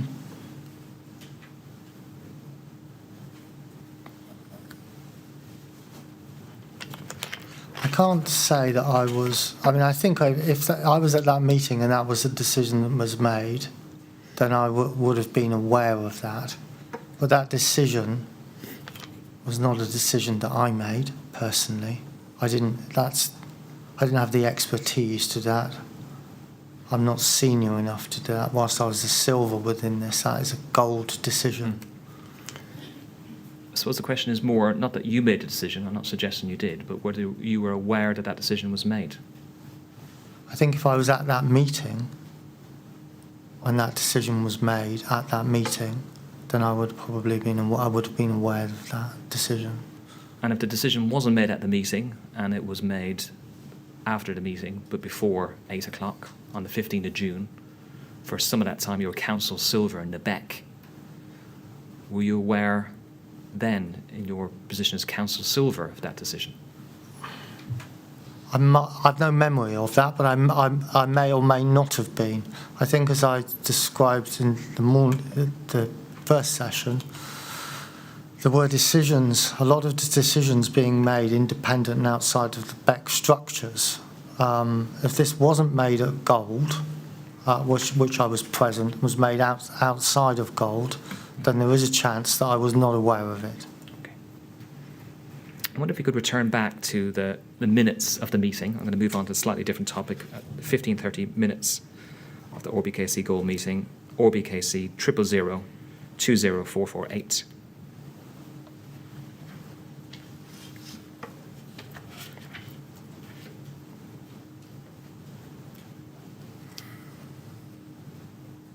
Page 1, final bullet point. The Beck to collect information on number of people registering at the rest centres. We've touched upon this a number of times, that this was a constant theme throughout the 14th of June and into the 15th of June, isn't that correct? Yes. Was there confidence at ORBKC by this stage of being in possession of accurate information of the number of people registering at rest centres? I don't think there was, no. And was there knowledge and information as to what the other unofficial rest centres, such as the Rugby Portobello Trust and Clement James, who were still being used by those displaced, the numbers there, was there any knowledge as to that? Could you scroll to I've slightly lost the time frame. I'm terribly sorry. It's not. I'm moving around documents. It's not your fault. We're on Thursday, 15th of June. Okay. And it's 15:30, so 3:30 in the afternoon. Okay. Your Council Silver. Yeah. And we know by this stage Westway is the official rest centre. Yes. Rugby Portobello Trust and Clement James Centre are no longer official rest centres. But there's evidence to suggest that they're still being used. Yes. Was that your understanding at the time? That's correct. Was there support that you were aware of being provided on the 15th of June to those unofficial rest centres? I'm not aware of any support, no. If we could scroll down, please, to page 3, under the heading Forward Look, Internal Staffing. Again, another theme that we've touched upon. NA, that's Nick Austin, isn't that correct? Yes. Said that the West Sports Centre needs a senior manager and a rest centre manager. Beck working on rota for rest centre manager. Senior officers thin on ground, but we'll think about this. Is that correct? Yes. And why were senior officers thin on the ground? I'm not sure. I'm not sure whether that was because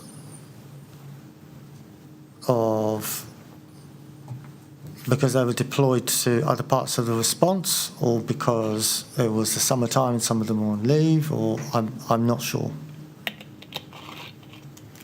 And the last topic at this meeting is It's at the top of page 3.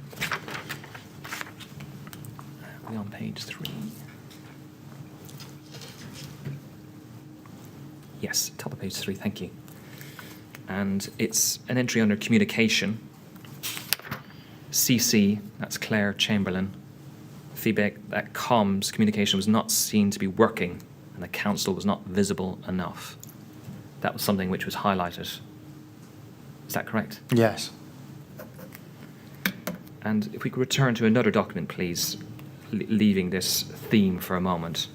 That's RBK quadruple 03973. This is Desmond Zephyr. Zephyr. I'll get it right the third time. 15th of June, earlier, 11:21, to you and the Beck. Morning, can I get an updated list of the official rest centres and respite centres and what they were offering? I'm being asked by voluntary groups where people can or should be directed to. Also, it's possible to get a list of what items if they are actually needed. Finally, again, the complaint is there's a lack of communication and strategy on the ground. Where can people go to get clear messages and information? To date, I've been directing people to the council website, but if there are official social media streams, I think this would be more effective. You recall that email? I've seen that email. Yes. I don't recall it, but I've certainly seen it. And do you agree that was a justified complaint, that there was a lack of communication and strategy? Yes. And really pulling together the minutes of the meetings and emails on the 15th of June regarding staffing, visibility, communication, were these illustrations how RBKC on the 15th of June were struggling in leading the humanitarian response? Yes. We know that you worked on the 16th of June. I'm not going to ask you questions in relation to that, as we know that in due course the local London goals arrangements were activated formally at 2 o'clock on the Friday. So I just want to move to the last section, and you've touched upon it already, really, regarding this last section about adequacy of the response. We've dealt with the 14th of June, we've dealt with the 15th of June, but stepping back for a moment, what were your observations on the adequacy of the response during the first 7 days of the aftermath by RBKC? I think that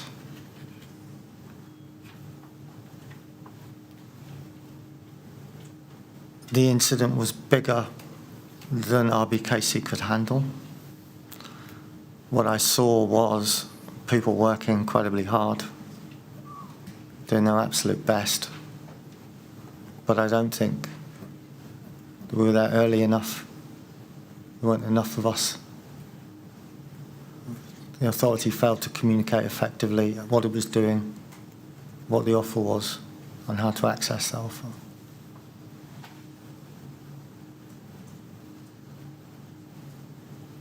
So that last part, failed to communicate effectively what it was doing, what the offer was, and how to access that offer. Yes. Yes. Not consistently, yeah. Thank you, Mr. Priestley, in relation to that. So I'm just going to touch upon a few things you say in your statement, you set out in your statement. Your first statement, please. Just perhaps to clarify a few matters. That's RBK 000356672, paragraph 59.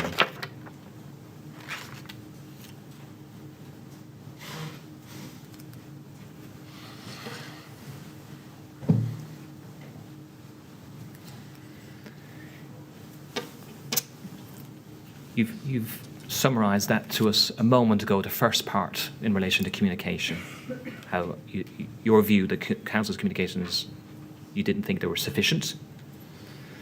And it's the final sentence I just wanted to draw out. Once the communication impetus was lost on the first day, it was something that was very difficult to recover from. Is that correct? Yes. We could scroll down to paragraph 62, and something which is in your statement, which you say regarding the plan, policies and procedures. I do not believe that the plans were lacking in any way. The plans were of sufficient standard. The plans were followed. You had mentioned in relation to the Beck sometimes you were doing things which were not within the processes. But do you still stand by that information set out in your statement that you believe the plans were not lacking in any way?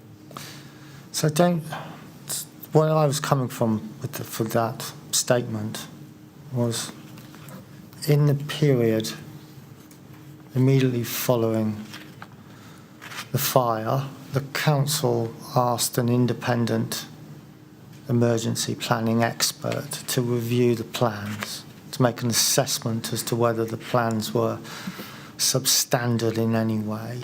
And my understanding was that his assessment was that their plans were sufficient. So I was being guided in that assessment by an independent expert. I mean, I think we established at the very beginning that I took no part in the writing of these plans because I'm not a subject matter expert. So that's what guided that part of the statement. Yes.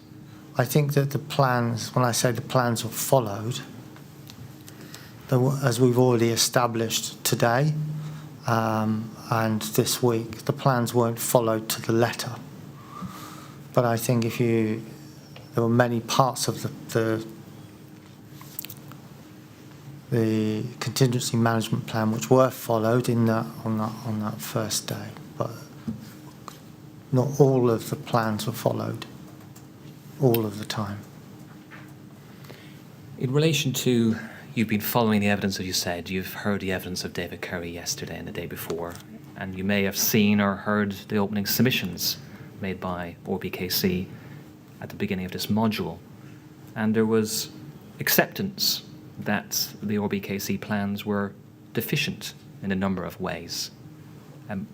Are you disagreeing with that in light of what you said at paragraph 62, or do you accept what is said by David Curry and ORBKC now? Well, I think some of the plans were deficient, some of the plans were absent, some of the plans were draft. I would completely agree with that and the evidence that the inquiry has already received. I think in making that statement in the written statement, I was really thinking about the contingency management plan, and I think that was what was assessed, if my memory's correct, and found to be not substantially lacking. And then in relation to that document, that main plan, that's the one which David Curry concedes that there was some shortcomings in relation to, as do ORBKC. Well, I'm sure that that's the case because David is an expert. I'm not an expert. I'm sure the council's legal team have had opportunity to pore over it in far more detail. Yes. And develop their own expertise around it to draw their own conclusion, which would be far better than mine. Forgive me, this is not a criticism of you. No. As you mentioned before, it's not your area of expertise, contingency management. That's Mr. Curry's area of expertise. You were his line manager. Was there any structural difficulties that you were there as his line manager by way of oversight of his work when you had no real expertise in relation to the nature of his work?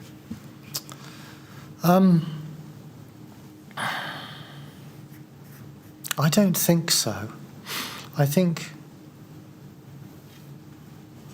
within local government, and I'm sure within lots of other organisations as well, you will have people who are subject matter experts being managed by people who are not subject matter experts. I think the question is a fair one. To what degree should I have been a subject matter expert in order to manage a subject matter expert? Where does that line finish? I don't know. I don't think that the arrangements that we had with myself as not being a subject matter expert, managing a subject matter expert, were any different to any other local authority in regards the contingency managing, the contingency planning teams. Certainly not any different to Hammersmith and Fulham as was or as is. And I think that will be the case for many other London boroughs. Just stepping back and analysing that for a moment, although it may not be different from other local authorities, do you think it's a potential or was a potential blind spot, actually, that your lack of expertise meant that there wasn't proper oversight of David Curry?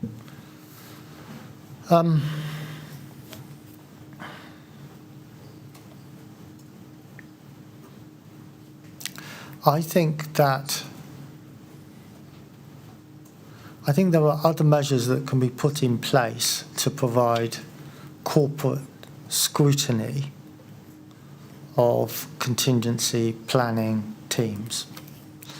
And I think the authority at the time lacked scrutiny of the contingency planning team. So it wasn't so my relationship to David was a management relationship, and there was a degree of scrutiny, responsibility that I had within that relationship. But I think the authority, because the responsibility for responding to incidents under the Civil Contingencies Act is not located within the team, is located within the authority and at the most senior level. And I think that the scrutiny, the authority lacked didn't have a piece of apparatus, didn't have a means to exert a scrutinous eye across the work of the team and the council's capabilities in responding to incidents. Thank you. Final area. So we're towards the end now, and something that you've touched upon already, that there was a number of internal debriefs at RBKC which were undertaken by an external expert. So there was the Kensington and Chelsea Grenfell Fire Debrief Report, ran to about 105 pages, prepared by Andrew Pritchard, which was there to capture the learning from the Grenfell Tower fire. Isn't that correct? Yes. I wondered if we could open that up, and I just want to deal with a couple of headlines, if I may. That's RBK 000 68075.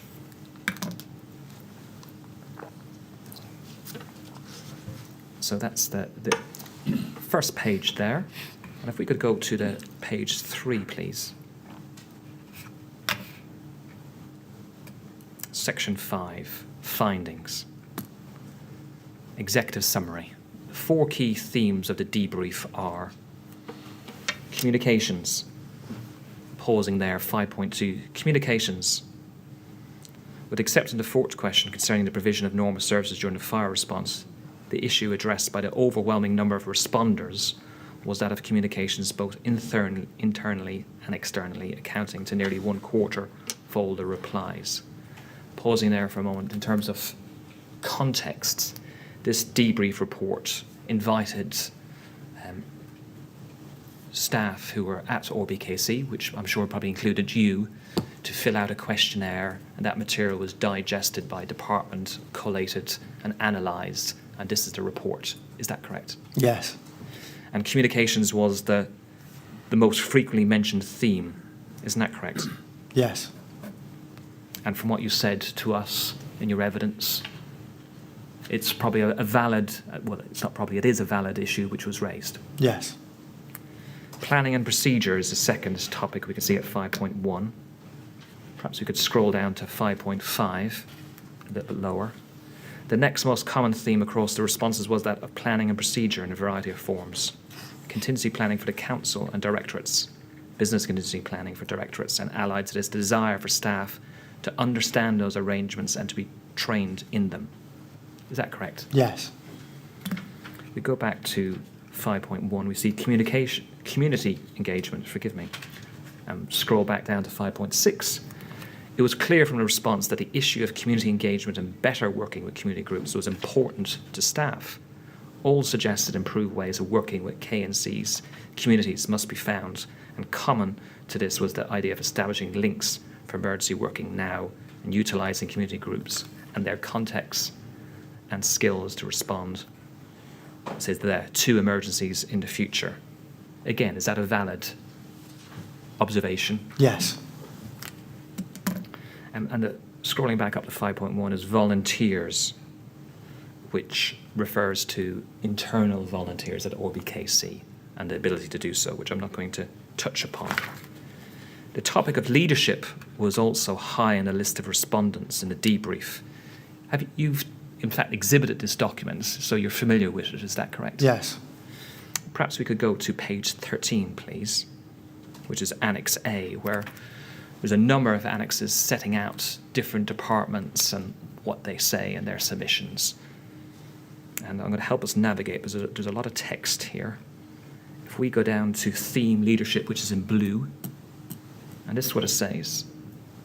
The majority of comments focused on the lack of direction and visibility of senior management immediately after the fire.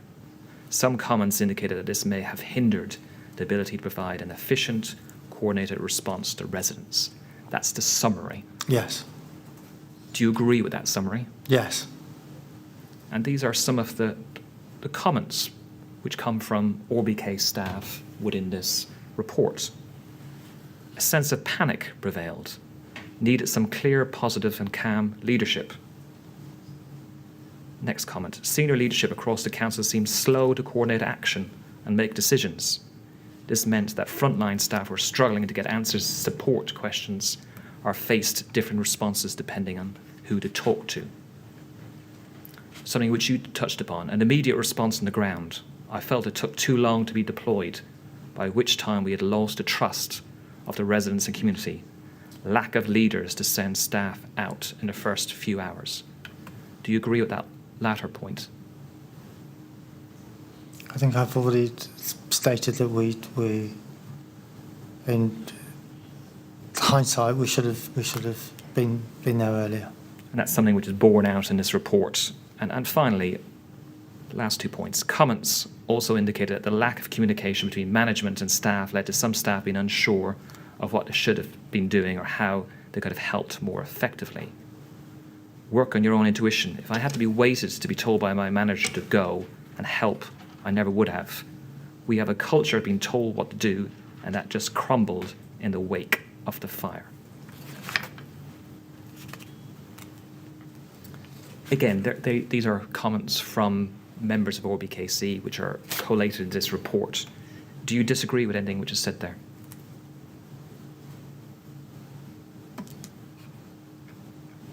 I don't recognise all of it, I have to say, but the whole approach to undertake this process was for it to provide the opportunity for staff to share their views in a very frank way. Yes. And you've shared your views today. The last point I want to draw out is at page 15, please.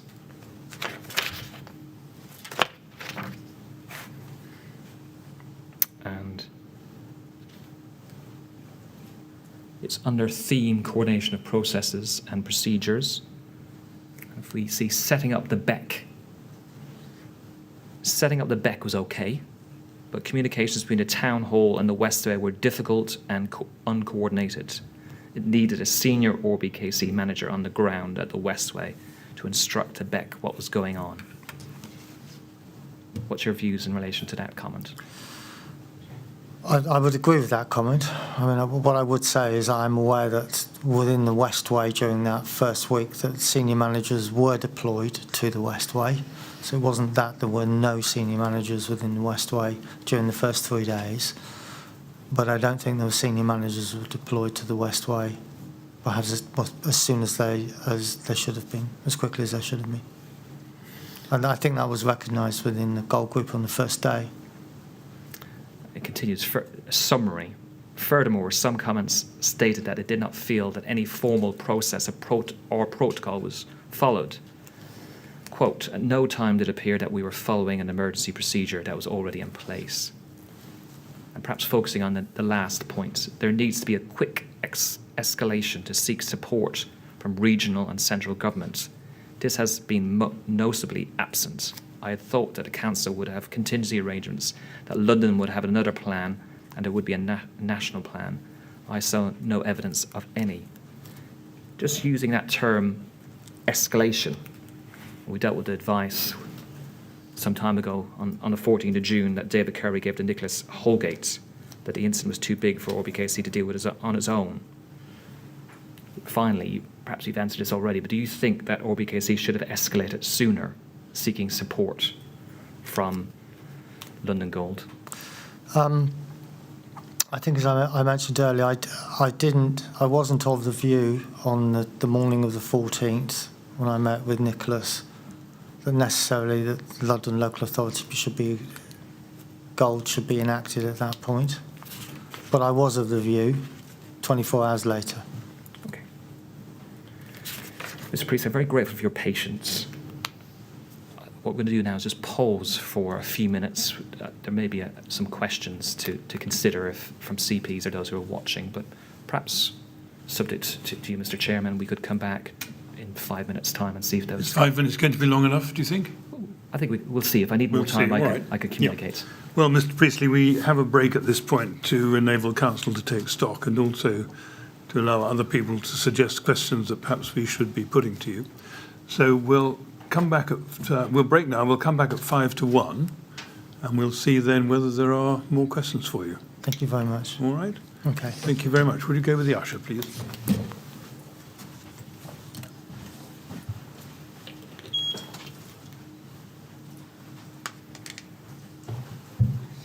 Well, taking you at your word, Mr. Keating, we'll say 5 to 1, but if you need more time, you can let us know. Yes, thank you very much. Thank you very much.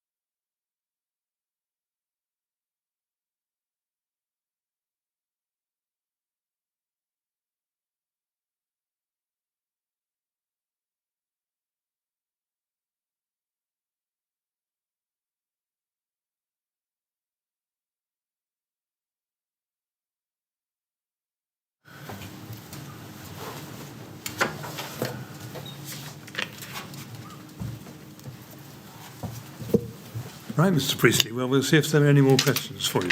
All right?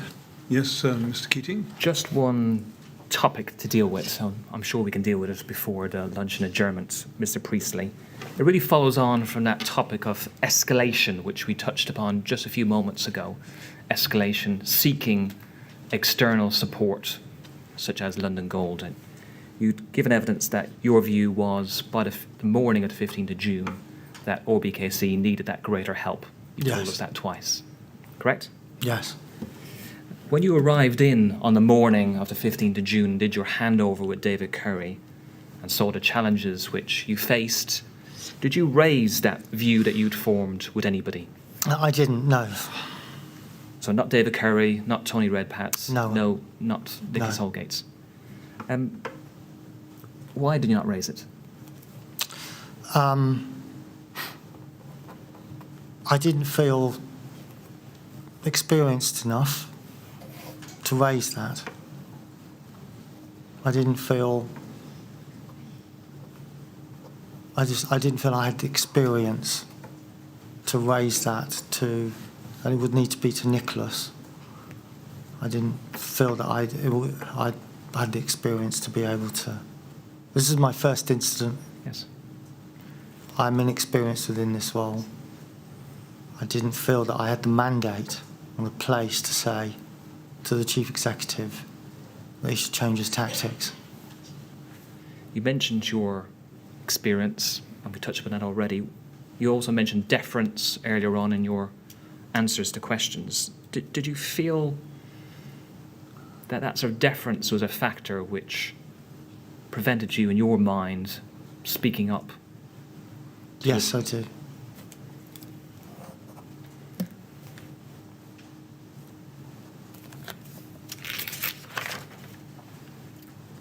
And finally, Mr. Priestley, is there anything else that you wanted to mention to the inquiry in relation to events on the 14th and 15th and 16th of June thereafter, which may be relevant to its inquiries? I wanted to express my sincerest condolences to the bereaved and survivors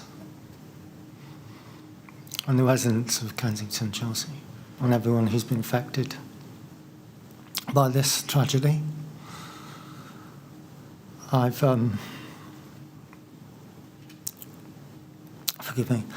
devoted my entire career to serving the people of Kensington and Chelsea, and it's been an honour to do so, and it continues to be an honour and a privilege to do so. I'd like to apologise for my failings and to say how very deeply and profoundly sorry I am about this incident. I haven't got anything else to say. Mr. Priestley, firstly, thank you so much again for attending and assisting us with our inquiries. And we're very grateful for your participation. And that's all we have to ask today. Yes, well, Mr. Priestley is right that I should thank you on behalf of all three members of the panel. We've very much been assisted by your evidence. It's very helpful to hear what you have to say. And so we're very grateful to you for coming along to tell us what you can. Thank you. Thank you very much indeed. Thank you. And you're now free to go. Thank you.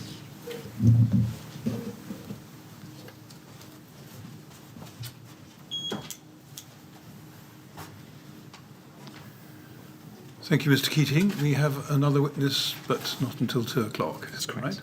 Right? Right. Thank you very much. 2 o'clock, please.